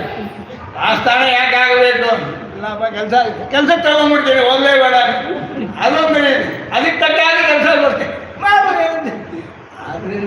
ಅವನ ಅನುಗ್ರಹಕ್ಕೆ ದಾರಿ ಉಂಟು. ಅವರೇ ಅದಕ್ಕೋಸ್ಕರ ವೇದಗಳಲ್ಲಿ ಸೂತ್ರಗಳನ್ನೆಲ್ಲ ಹೇಳ್ಕೊಟ್ಟಿದ್ದಾನೆ. ಮುಮುಕ್ಷುರ್ವೈ ಶರಣಮಹಂ ಪ್ರಪದ್ಯೆ ಅಂತ, ನಾನು ಮೋಕ್ಷ ಆಸೆ ಪಡೋನು ಪರಮಾತ್ಮನ ಶರಣ ಹೊಂತೇನೆ ಅಂತ ಉಪನಿಷತ್ತುಗಳು ಹೇಳಿದೆ. ಇದೊಂದು ಮಾರ್ಗ ಉಂಟು ನಮಗೆಲ್ಲ. ಅದನ್ನು ರಾಮಾನುಜರು ನಮಗೆ ತೋರಿಸಿಕೊಟ್ರು. ಅವಾಗ ಏನಾಗುತ್ತೆ, ಜಗತ್ತು ಸತ್ಯ, ಸುಖ ದುಃಖ ಇರೋದು ಸತ್ಯ, ಆದರೆ ಯಾವತ್ತೂ ಹೀಗೆ ಇರುತ್ತೆ ಅಂತಲ್ಲ. ಇದರಿಂದ ಪಾರಾಗಿ ಸಮಸ್ತ ದುಃಖಗಳಿಂದ ಹೊರಗೆ ಬಂದು ಶಾಶ್ವತವಾದ ಕ್ಷೇಮವನ್ನು ಪಡ್ಕೋಬಹುದು. ಅದಕ್ಕೆ ದಾರಿ ಇದೆ. ಅದು ಅವನನ್ನೇ ಆಶ್ರಯಿಸೋದು ಬಿಟ್ಟು ಬೇರೆ ದಾರಿ. ಯಾರತ್ತ ತಪ್ಪು ಮಾಡಿದೀವೋ ಅವನತ್ತಲೇ ಹೋಗಿ ನಾವು ಕ್ಷಮೆ ಕೇಳಬೇಕು. ಅಪ್ಪ, ನಿನ್ನನ್ನು ನಾನು ದೂಷಿಸಿದ್ದೇನೆ, ನಾಸ್ತಿಕನಾಗಿದ್ದಿರ್ಬೋದು, ದೇವರೇ ಇಲ್ಲ ಅಂತ ಹೇಳಿದ್ದಿರ್ಬೋದು. ಅವ್ರಿಗೂ ಕೂಡ ಒಂದು ದೃಷ್ಟಾಂತ ಹೇಳ್ತಾರೆ. ಒಬ್ಬ ತಾಯಿ ತಂದೆಯನ್ನ ಕೊಂದ್ಬಿಟ್ಟು ಬರ್ತಾರೆ, ಕಟ್ಟಿ ತಗೊಂಡು ಕೊಂದ್ಬಿಟ್ಟು ಬರ್ತಾರೆ. ಅವನಿಗೆ ಹಸುವಾಗುತ್ತೆ, ಕೈ ನೋವಾಗುತ್ತೆ, ಅಮ್ಮ ಅಂತ. ಅಮ್ಮನನ್ನೇ ಕೊಂದೇ ಇವಾಗ ಅಮ್ಮ ಕಷ್ಟಕ್ಕೆ ಬೇರೆ ಯಾರಿಂದಲೂ ಸಮಾಧಾನ ಇಲ್ಲ. ಹಾಗೆ ಪರಮಾತ್ಮರನ್ನ ಹರೇ ಅಂತ ಹೇಳಬೇಕು, ಶ್ರೀಪತೆ ಅಂತ ಹೇಳಬೇಕು, ನಾರಾಯಣ ಅಂತ ಹೇಳಬೇಕು. ಆ ರೀತಿ ತಪ್ಪು ಮಾಡೋದು ಸಹಜ. ಅದಕ್ಕೋಸ್ಕರ ಅವನು ಕೋಪಿಸ್ಕೊಳ್ಳೋಲ್ಲ. ತಪ್ಪು ಮಾಡಿದ್ದನ್ನು ಅರಿತುಕೊಂಡು ಅವನನ್ನು ಹೋಗಿ ನಿಜವಾಗಿ ಕ್ಷಮೆ ಕೇಳ್ಕೊಂಡಾಗ ನಮ್ಮನ್ನು ಇದರಿಂದ ಈ ತಪ್ಪು ಮಾಡೋಕ್ಕೆ ಅವಕಾಶ ಇಲ್ಲದೆ ನೋಡ್ಕೊಳ್ಳೋಕ್ಕಾಗುತ್ತೆ ಅವನಿಂದ. ಆಗ ಮುಕ್ತಿಷ್ಟು ಭಕ್ತ್ಯಾದಿನ ಸರಿ ಆಗಿದ್ದರೆ ಮೋಕ್ಷವನ್ನು ಕೊಟ್ಟ ಮೇಲೂ ಕೂಡ ಮತ್ತೆ ನಮಗೆ ಇದರ ಹಳೆಯ ಸಂಬಂಧ ಇಟ್ಕೊಂಡು ತಪ್ಪಾಡಕ್ಕೆ ಹೊರಟ್ರೆ ಅದಕ್ಕೂ ಒಂದು ಉಪನಿಷತ್ತು ಹೇಳಿರೋ ಒಂದು ವಿಶೇಷ ದಾರಿ ಹೇಳ್ತಾರೆ. ತಪ್ಪೇ ಮಾಡೋಕ್ಕಾಗದೇ ಇರೋ ಜಾಗ ಒಂದು, ಅಲ್ಲಿಗೆ ತಗೊಂಡೋಗಿ ಇಟ್ಬಿಡ್ತಾರೆ ನಿನ್ನನ್ನು. ವೈಕುಂಠ ಅಂತ ಒಂದು ಲೋಕ. ಈ ವೈಕುಂಠ ಲೋಕಕ್ಕೆ ಹೋದರೆ ತಪ್ಪು ಮಾಡೋಕ್ಕಾಗೋದೇ ಇಲ್ಲ. ತಪ್ಪಿಗೆ ಬೇಕಾದ ಕಾರಣವೇ ಇಲ್ಲ. ಇಲ್ಲಿ ಪ್ರಕೃತಿ ಅಂತ ಅನ್ನೋದಿದೆ. ಪ್ರಕೃತಿಯಲ್ಲಿ ಸತ್ತ, ರಜಸ್ಸು, ತಮಸ್ಸು ಅಂತ 3 ಗುಣಗಳಿವೆ. ಒಳ್ಳೆಯದು ಯೋಚಿಸ್ತಾನೆ, ಕೆಟ್ಟದ್ದು ಯೋಚಿಸ್ತಾನೆ, ಎರಡೂ ಇದೆ. ಪರಮಾರ್ಥನವಾಗಿ ಇದ್ಬಿಡ್ತಾನೆ. ಹೀಗಿಲ್ಲದೆ ಯಾವಾಗಲೂ ಸ್ವತಃ ಇರುವಂಥ ಜ್ಞಾನ, ಎಲ್ಲ ಸಾಕ್ಷಾತ್ಕಾರ ತಾನಾಗಿರುವಂಥ ಒಂದು ಜಾಗ. ಅಂದರೆ ಹಗಲು ರಾತ್ರಿ ಇಲ್ಲ, ಯಾವಾಗಲೂ ಬೆಳಕೆ ಇರುವಂಥದ್ದು ಒಂದು ಜಾಗ. ಅಲ್ಲಿಗೆ ತಗೊಂಡೋಗಿ ಇಟ್ಬಿಡ್ತಾನೆ. ತತ್ಪ್ರಾಪ್ತಿ ಪರಮೇ ಪದೇ. ಇದಕ್ಕೆ ಎಲ್ಲ ವೇದಗಳು ಹೇಳುತ್ತೆ, ತದ್ವಿಷ್ಣು ಪರಮಂ ಪದಂ. ಇರೋ ಜಾಗಗಳಲ್ಲಿ ಬಹಳ ಉತ್ತಮವಾದ ಜಾಗ, ಬಹಳ ಎತ್ತದಲ್ಲಿರುವಂಥ ಜಾಗ, ಯಾವ ದೋಷವೂ ಇಲ್ಲದೆ ಇರುವಂಥ ಜಾಗ. ಜ್ಞಾನಾನಂದಮಯ ಲೋಕ, ಜ್ಞಾನಮಯವಾಗಿ ಆನಂದಮಯವಾಗಿರುವಂಥ ಒಂದು ಅಲ್ಲಿ ಕರ್ಕೊಂಡೋಗಿ ಇಟ್ಬಿಡ್ತಾನೆ ನಮ್ಮನ್ನು. ಅಲ್ಲಿ ಹೋದ್ಮೇಲೆ ವಾಪಸ್ ಬರೋಕ್ಕಾಗಲ್ಲ. ಅದು 1 ವೇ ಟಿಕೆಟ್ ಮಾತ್ರ, ರಿಟರ್ನ್ ಟಿಕೆಟ್ ಇಲ್ಲ ಅದಕ್ಕೆ. ಅನಾವೃತ್ತಿ ಶಬ್ದ, ಅನಾವೃತ್ತಿ ಶಬ್ದ ಬ್ರಹ್ಮಸೂತ್ರ ಬರೆಯೋ ಕೊನೆಯ ಸೂತ್ರ ಹೇಳ್ತಾರೆ ವ್ಯಾಸರು. ಮೋಕ್ಷಕ್ಕೆ ಹೋದವನು ಹಿಂತಿರುಗೋದಿಲ್ಲ, ವೇದಗಳು ಹೇಳುತ್ತೆ ಇದನ್ನು. ಆದ್ದರಿಂದ ಇದಕ್ಕೆ ಆರಂಭ ಉಂಟು. ಸಂಸಾರಕ್ಕೆ, ದುಃಖಕ್ಕೆ ಆರಂಭ ಇದೆ. ಯಾವತ್ತೋ ಒಂದಿನ ಆರಂಭಿಸಿದೆ, ಆವತ್ತಿಂದ ಕಷ್ಟಪಡ್ತಾ ಇದೆ. ಆದರೆ ಕೊನೆ ಉಂಟು ಇದಕ್ಕೆ. ಆರಂಭವಿರೋದ್ರಿಂದ ಕೊನೆಯೂ ಇಲ್ಲ. ಅನಾದಿಯಾಗಿರೋದೆಲ್ಲ ಅನಂತವಾಗಿರಬೇಕು ಅಂತಿಲ್ಲ. ಅನಾದಿಯಾಗಿರೋದು ಕೂಡ ಅಂಥ ಉಳ್ಳದ್ದಾಗಿರ್ಬೋದು. ಸಾದಿಹಿ ಅನಂತಹ ಅಂತ ಇದಕ್ಕೆ ಆರಂಭವಿದ್ದಾದರೂ ಕೊನೆ ಇಲ್ಲ. ಈ ರೀತಿ ಇರೋದ್ರಿಂದ ಮಾತ್ರ ಎಲ್ಲರೂ ಉಜ್ಜೀವಿಸಕ್ಕಾಗತ್ತೆ. ಇರೋ ಕಷ್ಟದಿಂದ ಇದರಿಂದ ಪಾರಾಗಿ ಮತ್ತೆ ಕಷ್ಟ ಸಿಗಾಕೊಳ್ತಾ ಇರೋದಕ್ಕೆ ದಾರಿ ಇದೆ. ಆದರೆ ಇದನ್ನು ನೋಡ್ಕೊಳ್ಳೋನೊಬ್ಬ ಇದ್ದು ಆ ವ್ಯವಸ್ಥೆಯನ್ನು ಸರಿಯಾಗಿ ನಡೆಸೋನಿಲ್ಲದೆ ಹೋದರೆ ಒಬ್ಬರು ಸಿಕ್ತು ಒಬ್ರು ಇಲ್ಲ ಅಂತ ಆಗಿಬಿಡುತ್ತೆ. ಆ ಕಷ್ಟ ಇಲ್ಲದೆ ಎಲ್ಲ ಜೀವರಿಗೂ ಕೂಡ ಸ್ವತಃ ಈ ಸಂಬಂಧ ಉಳ್ಳವನಾದ್ದರಿಂದ ಒಬ್ಬ ತಂದೆಗೆ 10 ಜನ ಮಕ್ಕಳಿದ್ರೆ ಎಲ್ಲರೂ ಒಂದೇ ರೀತಿ ಇರಲ್ಲ, ಒಬ್ಬೊಬ್ಬರು ಒಂದೊಂದು ರೀತಿ ಇರ್ತಾರೆ. ಎಲ್ರಿಗೂ ಒಂದೇ ರೀತಿ ಹಿತವನ್ನು ಮಾಡಿದಾಗಲೂ ಕೂಡ ಅವರೊಬ್ಬೊಬ್ಬರು ಒಂದೊಂದು ರೀತಿ ತಮ್ಮಲ್ಲಿ ಇರ್ತಾರೆ. ಇವನ ಕುರಿತು ತಮ್ಮಲ್ಲಿ ಪರಸ್ಪರ ಅನೇಕ ವಿಭಾಗಗಳು ನೋಡ್ತೀವಿ ನಾವು. ಆದರೆ ಯಾರು ಕೆಟ್ಟೋಗಲಿ ಅಂತ ಯಾವ ತಂದೆಯೂ ತಾಯಿ ಯೋಚಿಸೋದಿಲ್ಲ. ಈ ಪರಮಾತ್ಮ ಎಲ್ಲರಿಗೂ ಕೂಡ ಯಾವತ್ತಾರು ಒಂದು ದಿವಸ ಒಳ್ಳೆಯ ದಾರಿಗೆ ಬಂದು ಅವನನ್ನು ತಗೊಂಡೋಗಿ ತನ್ನ ಪರಮಪದದಲ್ಲಿ ಇಟ್ಕೋಬೇಕು ಅನ್ನೋದು ಆ ಸೌಜನ್ಯ ಇದೆ, ಸೌಹಾರ್ದ ಇದೆ, ಆ ಸೌಶೀಲ್ಯ ಇದೆ ಅವನು. ಆದ್ದರಿಂದ ನಾವು ಯಾರೂ ಕಷ್ಟಪಡಬೇಕಾಗಿಲ್ಲ. ವೇದಗಳ ಉಪದೇಶದಿಂದ ಅದಕ್ಕೆ ತಕ್ಕ ಹಾಗೆ ನಡ್ಕೊಂಡ್ರೆ ಎಲ್ಲ ಆತ್ಮರು ಕ್ಷೇಮವನ್ನು ಎಲ್ಲ ಕಾಲಕ್ಕೂ ಪಡ್ಕೊಳ್ಳೋಕ್ಕಾಗುತ್ತೆ. ತತ್ ಪ್ರಾಪ್ತಿ ಪರಮೇ ಪದೇ ತದ್ ಅನುಭೂತ್ಯಾಖ್ಯ. ಅಲ್ಲಿ ಹೋದರೆ ಈ ಲೋಕವನ್ನು ನೋಡೋಕ್ಕಾಗುತ್ತೆ. ಪರಮಾತ್ಮ ಲೋಕದ ಸೃಷ್ಟಿ ಸ್ಥಿತಿ ಸಂಹಾರ ಮಾಡೋದನ್ನೆಲ್ಲ ನೋಡಿ ಸಂತೋಷ ಅನುಭವಿಸೋಕ್ಕಾಗುತ್ತೆ. ಇಲ್ಲೂ ಬಂದು ಅವನು ಇಮಾನ್ ಲೋಕಾನ್ ಕಾಮಾನ್ಯ ಕಾಮರೂಪ್ಯನು ಸಂಚರನ್ ಅವನ ಜೊತೆಯಲ್ಲೇ ಹೋಗ್ತಾ ಅವನೆಲ್ಲಲ್ಲಿ ಏನೇನು ಹೋಗ್ತಾ. ತಿರುಪತಿಯಲ್ಲಿ ಇವತ್ತು ಉತ್ಸವ ನಡೆದರೆ ವೈಕುಂಠದಿಂದ ತಿರುಪತಿಗೆ ಬಂದು ಉತ್ಸವ ನೋಡ್ಕೊಂಡು ಹೋಗ್ಬೋದು. ಆದರೆ ಇಲ್ಲಿ ಬಂದರೆ ಅವ್ರಿಗೇನೋ ಕರ್ಮ ಅಟ್ಕೊಳ್ಳೋದಿಲ್ಲ, ಸುಖ ದುಃಖ ಅನುಭವಿಸಬೇಕಾಗಿಲ್ಲ, ಭಗವದ್ ಅನುಭವ ಪೂರ್ತಿ ಇಟ್ಕೊಂಡೇ ಇರುತ್ತೆ. ಆದರೆ ಎಲ್ಲೆಲ್ಲಿ ಏನೇನು ವಿಶೇಷಗಳಿರುತ್ತೋ ಅದನ್ನೆಲ್ಲ ಅನುಭವಿಸೋದಕ್ಕೂ ಸಾಧ್ಯ. ಹೀಗೆ ತದನುಭೂತ್ಯಾಖ್ಯ ಇತಿ ಸತ್ಯಕ್ಷತೆ. ರಾಮಾನುಜಾಚಾರ್ಯರ ಸಿದ್ಧಾಂತ ಏನಪ್ಪ ಅಂದರೆ ಈ ಒಂದು ಶ್ಲೋಕದಲ್ಲೇ ದೇಶಿಕಾಚಾರ್ಯರು ತೋರಿಸ್ಕೊಟ್ರು. ಇದರಲ್ಲಿ ಬೇರೆ ಸಿದ್ಧಾಂತಗಳಿಗೂ ನಮಗೂ ಇರೋ ಅಂತರವನ್ನು, ಇದರಲ್ಲಿ ಇರೋದಕ್ಕೆ ಆಧಾರಗಳು, ಅದಕ್ಕೆ ವಿಸ್ತಾರವಾಗಿ ಅವರು ಆಮೇಲೆ ತಮಿಳಲ್ಲಿ ಬರೆದಿದ್ದಾರೆ, ತೆಲುಗಿನಲ್ಲಿ ಬರೆದಿದ್ದಾರೆ. ಸಾಮಾನ್ಯ ಜನ ತಿಳ್ಕೊಳ್ಳೋದಕ್ಕೆ ಪ್ರಶ್ನೆ ಬರುತ್ತೆ. ಹೀಗೆ ಬಂದರೆ ಹೀಗೆ ಶ್ರುತಿ ಹೇಳೋದ್ರಿಂದ ಅದಕ್ಕೆ ಸಮಾಧಾನ ಇದೆ, ಇಲ್ಲ ಈ ಶ್ರುತಿಗೆ ಅವ್ರು ಹೀಗೆ ಅರ್ಥ ಹೇಳ್ತಾರಲ್ಲ ಅದರಲ್ಲಿ ಆ ಕಷ್ಟ ಉಂಟು, ಹೀಗಿದ್ರೆ ಆ ಕಷ್ಟ ಇಲ್ಲ, ಹೀಗೆ ಒಂದೊಂದಾಗಿ ವಿವರಿಸ್ಕೊಂಡು ಹೋಗಿದ್ದಾರೆ. ಇದು ಮಾಡಿದ್ರೆ ಬರೀ ಒಂದು ಶ್ಲೋಕ ತಿಳ್ಕೊಂಡ್ರು ಕೂಡ ನಾವು ಇವತ್ತು ರಾಮಾನುಜರ ಅವತರಿಸಿ 1900 ವರ್ಷಗಳಾಯ್ತು. 1017ನೇ ಇಸ್ವಿಯಲ್ಲಿ ಅವರ ಅವತಾರ. ಇವತ್ತು 2026ನೇ ವರ್ಷದಲ್ಲಿದ್ದೀವಿ ನಾವು. 109 ವರ್ಷಗಳಾಯಿತು, 1009 ವರ್ಷಗಳಾಯಿತು. ಆದರೂ ಕೂಡ ಅವತ್ತು ಹೇಳಿದ್ದನ್ನ ಇವತ್ತು ನಾವು ನಡೆಸ್ಕೋಬೋದು, ಬಳಸ್ಕೋಬೋದು. ನಮಗೆ ಇವತ್ತು ಮನಸ್ಸಿಗೆ ನೆಮ್ಮದಿಗೆ ಒಂದು ಇಷ್ಟು ಉಪಕಾರ ಅವ್ರು ಯಾಕೆ ಮಾಡಬೇಕು, ನಾವೆಲ್ಲ ಇರ್ತೀವಿ ಅಂತ ಅವ್ರಿಗೇನು ಗೊತ್ತಾಗುತ್ತೆ. 1000 ವರ್ಷದ ನಂತರ ಯಾರು ಬರ್ತಾರೆ ಅವ್ರ ಉಪಕಾರ ಆಗಲಿ. ನಮಗೆ ಪರಮಾತ್ಮ ಹೇಗೆ ಆಕಾಶ ಇದೆ, ವಾಯು ಇದೆ, ತೇಜಸ್ಸು, ಅಗ್ನಿ ಇದೆ, ಜಲ ಇದೆ, ಮಣ್ಣಿದೆ, ಯಾರಿಗೋಸ್ಕರ ಇದೆ? ಯಾರು ಬೇಕಾದ್ರೆ ಆಗಲಿ. ಅವನ ಶಕ್ತಿ ಸಿದ್ಧಿ ಆತಕ್ಕೆ ಎಲ್ರಿಗೂ ಆಗಬೇಕು. ನಾನು ಮಾಡಿದೆ ಅಂತ ಯಾರತ್ತೂ ಹೇಳ್ಕೊಳ್ಳೋದಿಲ್ಲ. ನೀನು ನನಗೆ ಸೇವಕ ಮಾಡಬೇಕು ಅಂತ ಹೇಳೋದು. ನಾನಾದ್ರೂ ಒಬ್ಬ ತಿಳ್ಕೊಂಡ್ರೆ ನಮ್ಮಿಂದ ಒಂದು ಸಣ್ಣ ಗೋಡೆ ಕಟ್ಟಿದ್ರೆ ಬಿದ್ದೋಗುತ್ತೆ. ಜಗತ್ತಿನಲ್ಲೇ ಒಬ್ಬ ನಿರ್ಮಾಣ ಮಾಡ್ತಾನೆ ಅಂತ ಹೇಳಿದ್ರೆ ಏನು ಕೆಟ್ಟೋಗುತ್ತೆ, ಚೆನ್ನಾಗಿರುತ್ತೆ. ಯಾತಕ್ಕೆ ಮಾಡಿರ್ಬೋದು? ಸರಿ ಮಾಡಿದವ್ರನ್ನ ನಾವು ನೆನೆಸ್ಕೊಳ್ತೀವಿ. ಈ ರೀತಿ ಅವನವನಿಗೆ ಸಂಸಾರದಲ್ಲಿ ಸುಖ ದುಃಖಗಳನ್ನು ನೋಡಿದ ಮೇಲೆ ತಾನು ಒಳ್ಳೆಯ ಕೆಟ್ಟದನ್ನೆಲ್ಲ ಅನುಭವಿಸಿದಾಗ ಇದು ಯಾವುದೂ ಶಾಶ್ವತ ಅಲ್ಲ ಅಂತ ನನಗೆ ಒಂದು ರೀತಿಯಾದ ವಿರಕ್ತಿ ಬರುವಾಗ ಆಗ ಅವನ ವಿಷಯವನ್ನು ಯೋಚಿಸಕ್ಕೆ ಹೋದರೆ ನಾವು ಒಮ್ಮೆ ಅದನ್ನೇನು ಮಾಡ್ತೀವಿ, ಅದನ್ನು ಹೋಲಿಸ್ಕೊಳ್ಳೋಕೆ ನೋಡ್ತೀವಿ.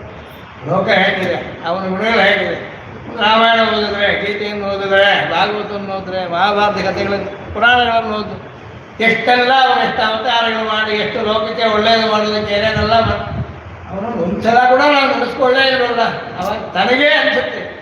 ಈ ರೀತಿಯಾದ ಒಂದು ಮನಸ್ಸಿನ ಪಕ್ವತೆಗೆ ದಾರಿ ಮಾಡಿಕೊಡ್ತಾನೆ. ಅವರು ಉಪನಿಷತ್ ಭಾಷ್ಯ ಅಂತ ಹೇಳಿಲ್ಲ. ರಾಮಾನುಜರು ಹೇಳುವಾಗ ವೇದಾರ್ಥ ಸಂಗ್ರಹ ಅಂತಲೇ ಹೇಳೋದು. ವೇದದಲ್ಲಿ ಕರ್ಮಕಾಂಡವಾಗಲಿ ಬ್ರಹ್ಮಕಾಂಡವಾಗಲಿ ಎಲ್ಲವೂ ಒಬ್ಬನೇ ನಡೆಸೋದು. ಅವನನ್ನು ಪ್ರಧಾನವಾಗಿ ನೋಡೋದು ಒಂದು ದಶೆ. ಅದು ಸಣ್ಣದಲ್ಲಿ ಗೊತ್ತಾಗದೇ ಇರ್ಬೋದು, ವಯಸ್ಸಾದ ಕಾಲದಲ್ಲಿ ಗೊತ್ತಾಗ್ಬೋದು. ಅವಾಗ ಹೊಸದಾಗಿ ಬರೋದಿಲ್ಲ. ನಮ್ಮ ಯೌವನದಲ್ಲಿ ಇರಲಿಲ್ಲ, ನಮ್ಮ ವಾರ್ಧಕ್ಯದಲ್ಲಿ ಬರ್ತಾನೆ ಅಂತ ಎಲ್ಲ ಕಾಲದಲ್ಲೂ ಇರೋನು. ನಾವು ಅದನ್ನು ಗಮನಿಸಲಿಲ್ಲ, ಇವಾಗ ಅದರ ಕಡೆ ಗಮನ ಹೋಗ್ತಾ ಇದೆ. ಆ ರೀತಿ ಎಲ್ಲವನ್ನೂ ಒಂದೇ ಗ್ರಂಥ ಹೇಳೋದ್ರಿಂದ ಉಪನಿಷತ್ ಭಾಷ್ಯ ಅಂತ ಬರೀಲಿಲ್ಲ ರಾಮಾನುಜರು. ವೇದಾರ್ಥ ಸಂಗ್ರಹ ವೇದದಲ್ಲಿ ಕೆಲವರಿಗೆ ಪ್ರಹ್ಲಾದ, ಧ್ರುವ ಇಂಥವರಿಗೆಲ್ಲ ಚಿಕ್ಕ ವಯಸ್ಸಲ್ಲೇ ಬಾಲ್ಯದಲ್ಲೇ ಒಳ್ಳೆಯ ಬ್ರಹ್ಮಜ್ಞಾನ ಏರ್ಪಡ್ತು. ಸಾಧ್ಯ ಅಂತ ಹೇಳೋಕ್ಕೋಸ್ಕರ ಪುರಾಣಗಳಲ್ಲಿದೆ.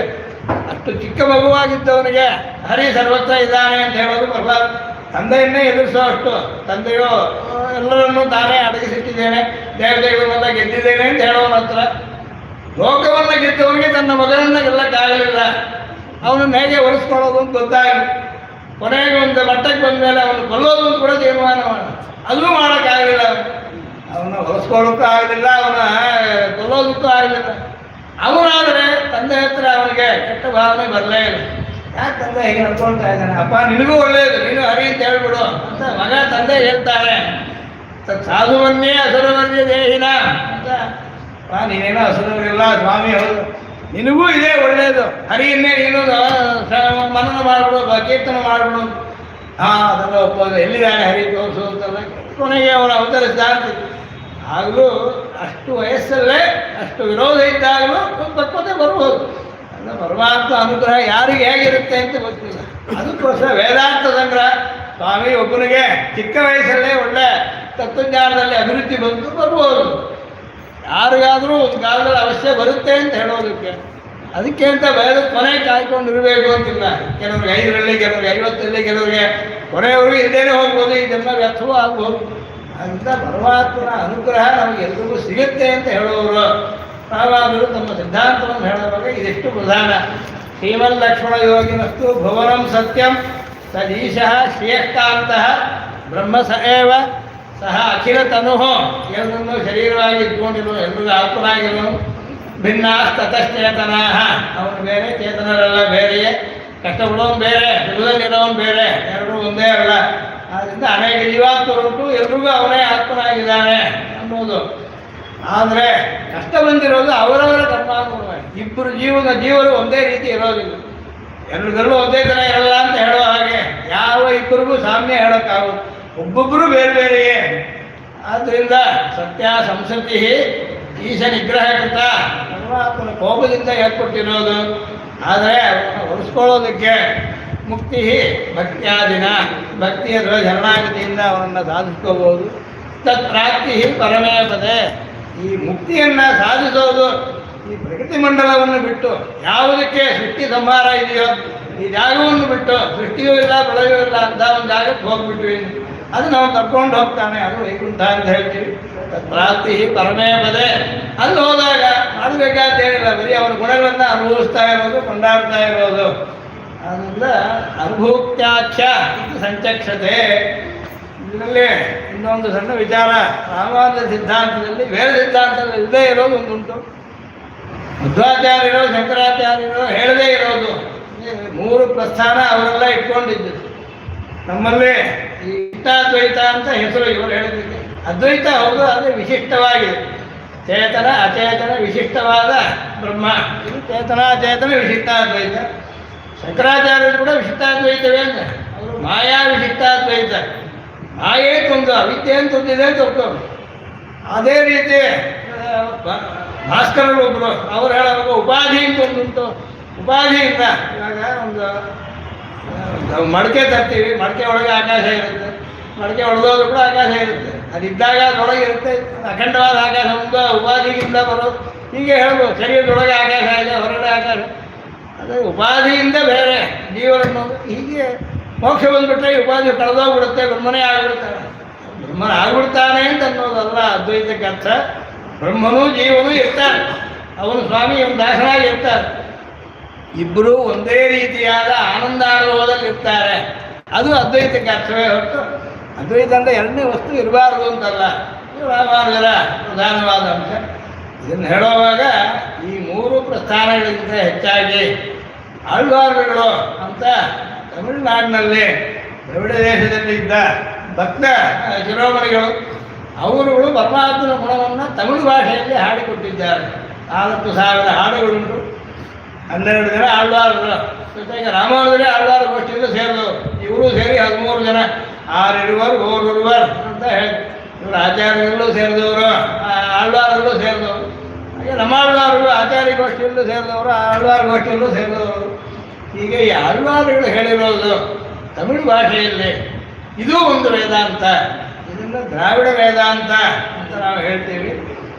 3 ವೇದಾಂತ ಸೂತ್ರ ವಿಚಾರದಲ್ಲಿ ಅದ್ವೈತ, ಇಷ್ಟಾದ್ವೈತ, ದ್ವೈತದ ದ್ವೈತಿ.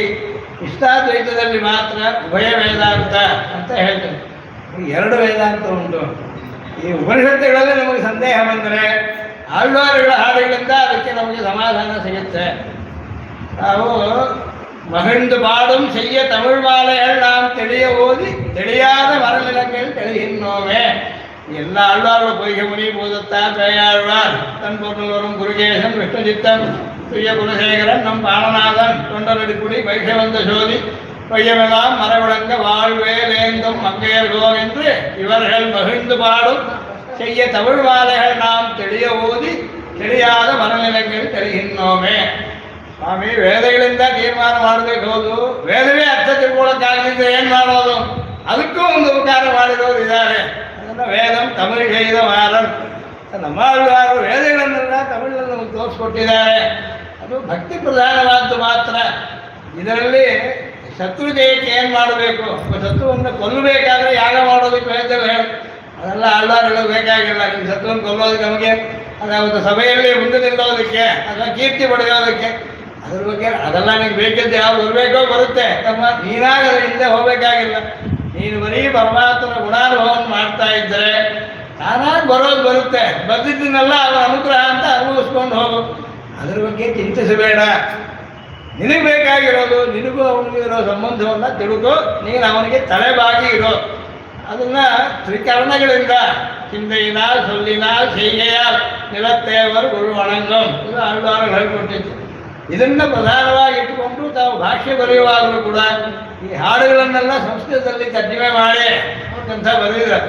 ಇದು ಬೇರೆ ವೇದಾಂತಗಳಿಗೂ ಇದಕ್ಕೂ ಉಳ್ಳ ಒಂದು ವೈಶಿಷ್ಟ್ಯ. ಆದ್ದರಿಂದ ಇವತ್ತು ಕೂಡ 108 ದಿವ್ಯದೇಶಗಳು ಆಳ್ವಾರುಗಳು ಹಾಡಿದ್ದು ಅಂತ ಪರಮಾತ್ಮನ ಅರ್ಚಾಮೂರ್ತಿ ಸಾನ್ನಿಧ್ಯ ಇರುವಂಥದ್ದು. ನಾವು ಮುಕ್ತಿನಾಥಕ್ಕೆ ಹೋದ್ವಿ ಅಂತ ಹೇಳಿದ್ರೆ ಅದು ಸಾಳಗ್ರಾಮ ಅಂತ ದಿವ್ಯದೇಶ ತಿರುಮಂಗಿ ಆಳ್ವಾರು ಹಾಡಿರುವಂಥದ್ದು. ಆದ್ದರಿಂದ ಅಲ್ಲಿ ಈ ರೀತಿ ಇವರುಗಳು ಆ ಸೇತು ಹಿಮಾಚಲ ಹೋಗಿ ಅಲ್ಲಲ್ಲಿರುವ ಇವತ್ತು ನಮ್ಮ ಸ್ವಾಮಿಗಳು ಜಗನ್ನಾಥಪುರಿಯಲ್ಲಿದ್ದಾರೆ.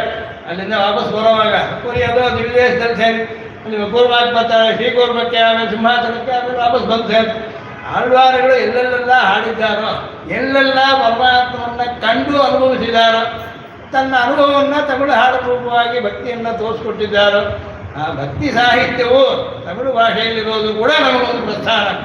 ನಮಗೆ ಪ್ರಸ್ಥಾನ ಚತುಷ್ಟಯ, ಪ್ರಸ್ಥಾನತ್ರಯ ಉಳ್ಳವರಿದ್ದಾರೆ, ಪ್ರಸ್ಥಾನ ಚತುಷ್ಟಯ ಉಂಟು ನಮಗೆ. ಆ ನಮ್ಮಾಳ್ವಾರದ ಗ್ರಂಥಗಳಿಗೆ ವ್ಯಾಖ್ಯಾನ ಭಗವದ್ ವಿಷಯ ಅಂತಲೇ ಹೇಳ್ತೀವಿ. ವೇದಗಳಲ್ಲಿ ಎಲ್ಲ ವಿಷಯವೂ ಉಂಟು. ದೇವಾಸುರ ವಿಷಯ ಉಂಟು. ದೇವಾಸುರ ಸಂಯುಕ್ತಾಸುರ ದೇವತೆ ಯುದ್ಧ ಮಾಡಿದ್ರು ಎಲ್ಲ ಕಡೆ ಹೇಳ್ಕೊಂಡು ಅಸುರ ಬಗ್ಗೆ ಬೇಕಾಗೇ ಇಲ್ಲ. ಬರೀ ದೈವ ಸತ್ಯ, ದೈವ ಅಂಶವನ್ನೇ ಮಾತ್ರ ಹೇಳೋದು. ಅದನ್ನೂ ಸೇರಿಸಿಕೊಂಡು ಇದು ಎಷ್ಟು ಕ್ಲುಪ್ತವಾಗಿ ಹೇಳೋದಕ್ಕೆ ನಮ್ಮಾಳ್ವಾರ ಮುಂತಾದ ಆಳ್ವಾರುಗಳ ಗ್ರಂಥಗಳಿಂದ ಉಡಲ್ ಮಿಸೈ ಉಯಿರನ ಕರಂದೆಂಗಂ ಪರಂದುಳ ನಮ್ಮಾಳ್ವಾರ ಮೊದಲು ತೋರಿಸಿದ್ರು. ಶರೀರದೊಳಗೆ ಆತ್ಮ ಇರೋ ಹಾಗೆ ಎಲ್ಲ ವಸ್ತುಗಳನ್ನು ವ್ಯಾಪಿಸಿರುವ ಪರಮಾತ್ಮ ತತ್ವ ಇದೆ. ಅದೇ ಉಪನಿಷತ್ತುಗಳು ಹೇಳಿದ್ರು. ಸುಡರ್ಮಿಗೆ ಸುರುದಿಯೋ ಇವರಿಂದ ಸುರನೇ. ಆ ರೀತಿ ನಮ್ಮಾಳ್ವಾರ ಅವರ ಸ್ಪಷ್ಟವಾದ ನೇರವಾಗಿ ಪ್ರಶ್ನೆಗೆ ಉತ್ತರ. ಬೇರೆ ಕಥೆಯೆಲ್ಲ ಇದೆ, ಅದಕ್ಕೆ ಹೀಗೆ ದೃಷ್ಟಾಂತ ಹೇಳೋದು, ಹಾಗೆ ಬಂದರೆ ಹೀಗೆ ಏನು ಎಲ್ಲದಕ್ಕೂ ಬೇಕಾದ ನಿನ್ನ ಆದಿತ್ಯರಾನ್ನಿರ್ಕ ಅಂತ ಹೇಳೋರು.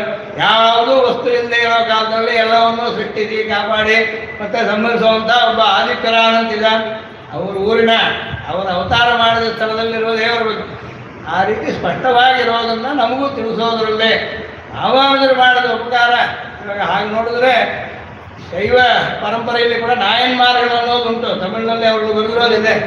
ಆದರೆ ಅದನ್ನು ಅದ್ವೈತಿಗಳು ವೇದಾಂತವಾಗಿ ಒಪ್ಕೊಳ್ಳೋದಿಲ್ಲ, ತಮಿಳು ವೇದಾಂತವಾಗಿ.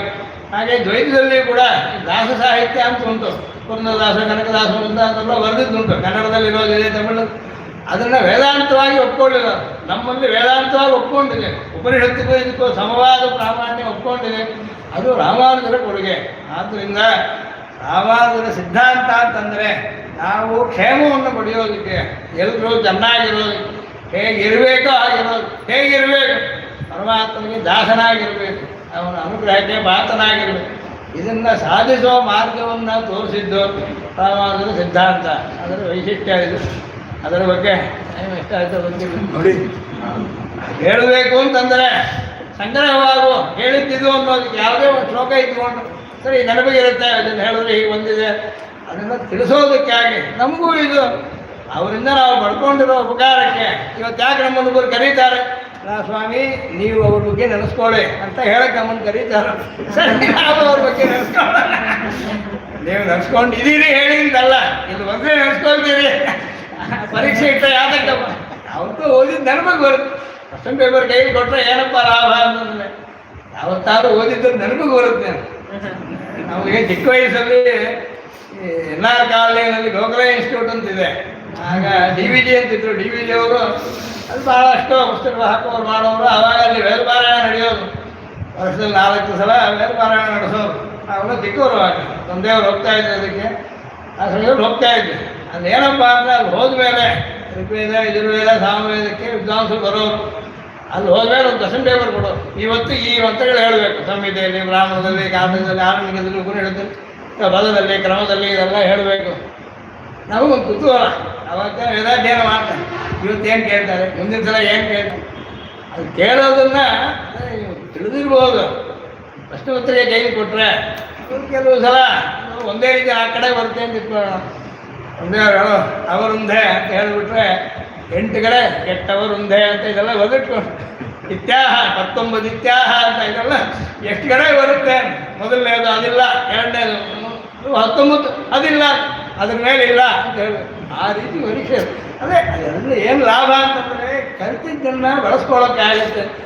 ಆ ರೀತಿ ಎಲ್ಲ ಒಂದು ಕಡೆ ಕರೆದ್ರೆ ಓ ಪರಮಾತ್ಮ ನಮ್ಮನ್ನ ಸರಿ ಬಾಕಿ ಎಲ್ಲ ಬಿಡು, ನ್ಯೂಸ್ ನೋಡ್ಬೇಡ, ಅದು ಇದು ಮಾತಾಡ್ಬೇಡ, ಬಂದು ನಮ್ಮ ವಿಷಯ ಏನು ನಾವು ಇವಾಗ ಯುದ್ಧ ಏನಾದರೂ ಆಗುತ್ತೆ ಅದ್ರ ಬಗ್ಗೆ ಅದನ್ನೂ ವಿಷಯ ನಡೆಸ್ತಾ ಇದ್ದಾರೆ, ಅವನ ಬಗ್ಗೆ ಯೋಚನೆ ಮಾಡ. ಆ ರೀತಿ ಇಂಥ ಒಂದು ಸಂದರ್ಭದಲ್ಲಿ ಕರೆದ್ರೆ ನಮಗೆ ಲಾಭ ಏನಪ್ಪ, ನಮ್ಮ ವಾಕು ಕೂಡ ಶುದ್ಧಿ ಆಗುತ್ತೆ. ಪರಮಾತ್ಮ ವಿಷಯವನ್ನು ಹೇಳುವಾಗ ಯಾವತ್ತೂ ಮಾತಿಗೆ ಬೆಲೆ ಉಂಟು. ಜಯತೀರ್ಥಾಚಾರ್ಯರು ಅಂತ ಮಧ್ವ ಸಿದ್ಧಾಂತರು ಅವ್ರು ಹೇಳ್ತಾರೆ, ಮಧ್ವಾಚಾರ್ಯರ ಗೀತಾ ಭಾಷೆಗೆ ಇವರು ವ್ಯಾಖ್ಯಾನ ಬರೀತಾರೆ. ಬರೆಯುವಾಗ ಸ್ವಾಮಿ ರಸ್ತೆಯಲ್ಲಿ ಹೋಗ್ತಾ ಇರುತ್ತೆ ನೀರು, ಮೂಲೆ ನೀರೆಲ್ಲ ಇರುತ್ತೆ, ಇದು ಹೋಗಿ ಗಂಗೆಗೆ ಸೇರಿಬಿಡುತ್ತೆ ಅಂತ ಇಟ್ಕೊಳ್ಳೋಣ. ಗಂಗೆಗೆ ಸೇರಿದ ಮೇಲೆ ಎಲ್ಲಿಂದ ಬಂತು ಅಂತ ಯಾರು ಕೇಳೋದಿಲ್ಲ.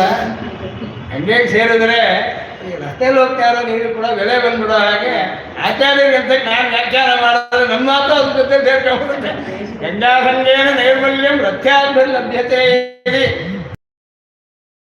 ಸಂಗಮ್ಯಂತೆ ಬರೋರ್ಗಿರಹ ಅಂತ ಅವರು ಆಚಾರ್ಯ ವಾಕ್ಯೊಳಗೆ ನನ್ನ ವಾಕನ್ನು ಸೇರಿಸ್ಬಿಡ್ತೀನಿ, ಇದು ಹಿರಿಯ ಆಗಿಬಿಡುತ್ತೆ ಅಂತ. ಆ ರೀತಿ ಮಹಾನುಭಾವರ ಚಿಂತನೆಯಿಂದ, ಸ್ಮರಣೆಯಿಂದ, ಕೀರ್ತನದಿಂದ ಒಂದು ವಿಧವಾದ ಕ್ಷೇಮವೂ ಉಂಟಾಗುತ್ತೆ, ಪರಮಾತ್ಮನಿಗೆ ತೃಪ್ತಿ ಆಗುತ್ತೆ. ಅವನು ತನಗಿಂತ ತನ್ನ ಭಕ್ತರನ್ನ ತಾನು ಜ್ಞಾನೀತು ಆತ್ಮಯೋ ಮೇಮತಂ ಅಂತ ಹೇಳ್ತಾನೆ. ಅಂತಹ ಜ್ಞಾನಿಯಾಗಿ ರಾಮಾನುಜರಿಗಿಂತ ಯಾರನ್ನೂ ತೋರ್ಸೋಕ್ಕಾಗೋದಿಲ್ಲ. ಅವರು ಶರಣಾಗತಿ ಗೆದ್ದಿದ್ದಲ್ಲಿ ಇದನ್ನೆಲ್ಲ ಭಾಳ ಚೆನ್ನಾಗಿ ಅವರೇ ಅವನೇ ಹೇಳಿದ್ದಾನೆ ಅಂತಂತಾರೆ. ಮೈವ ಶುದ್ಧಂ ಅಂತ ಸಂವಾದವಾಗಿ ನೀನು ಚಿಂತೆ ಮಾಡಬೇಡ, ಮಾತೇ ಭೂದತ್ತ ಸಂಶಯ ಅಂತ ನಿಶ್ಚಯವಾಗಿ ನಿನಗೆ ಕ್ಷೇಮ ಇದೆ, ನಾನು ನೋಡ್ಕೊಳ್ತೀನಿ ಅಂತ ಪರಮಾತ್ಮ ಹೇಳೋ ಹಾಗೆ ತೋರಿಸ್ಕೊಟ್ಟಿದ್ದಾರೆ. ಅಂಥ ಮಹಾನುಭಾವರ ಸ್ಮರಣೆಗೆ ಅವಕಾಶ ಕೊಟ್ಟಿದ್ದಕ್ಕೆ ಕೃತಜ್ಞತೆ ತಿಳಿಸ್ಕೊಂಡು ಮಾತನ್ನು ನಿಲ್ಲಿಸ್ತೇನೆ. ಕವಿತಾ ಸಿಂಹಾಯ ಕಲ್ಯಾಣ ಗುರುಧಾರಣ್ಯ ಶ್ರೀಮತೆ ವೆಂಕಟೇಶಾಯ ವೇದಾಂತ ಗುರವೇ ನಮಃ.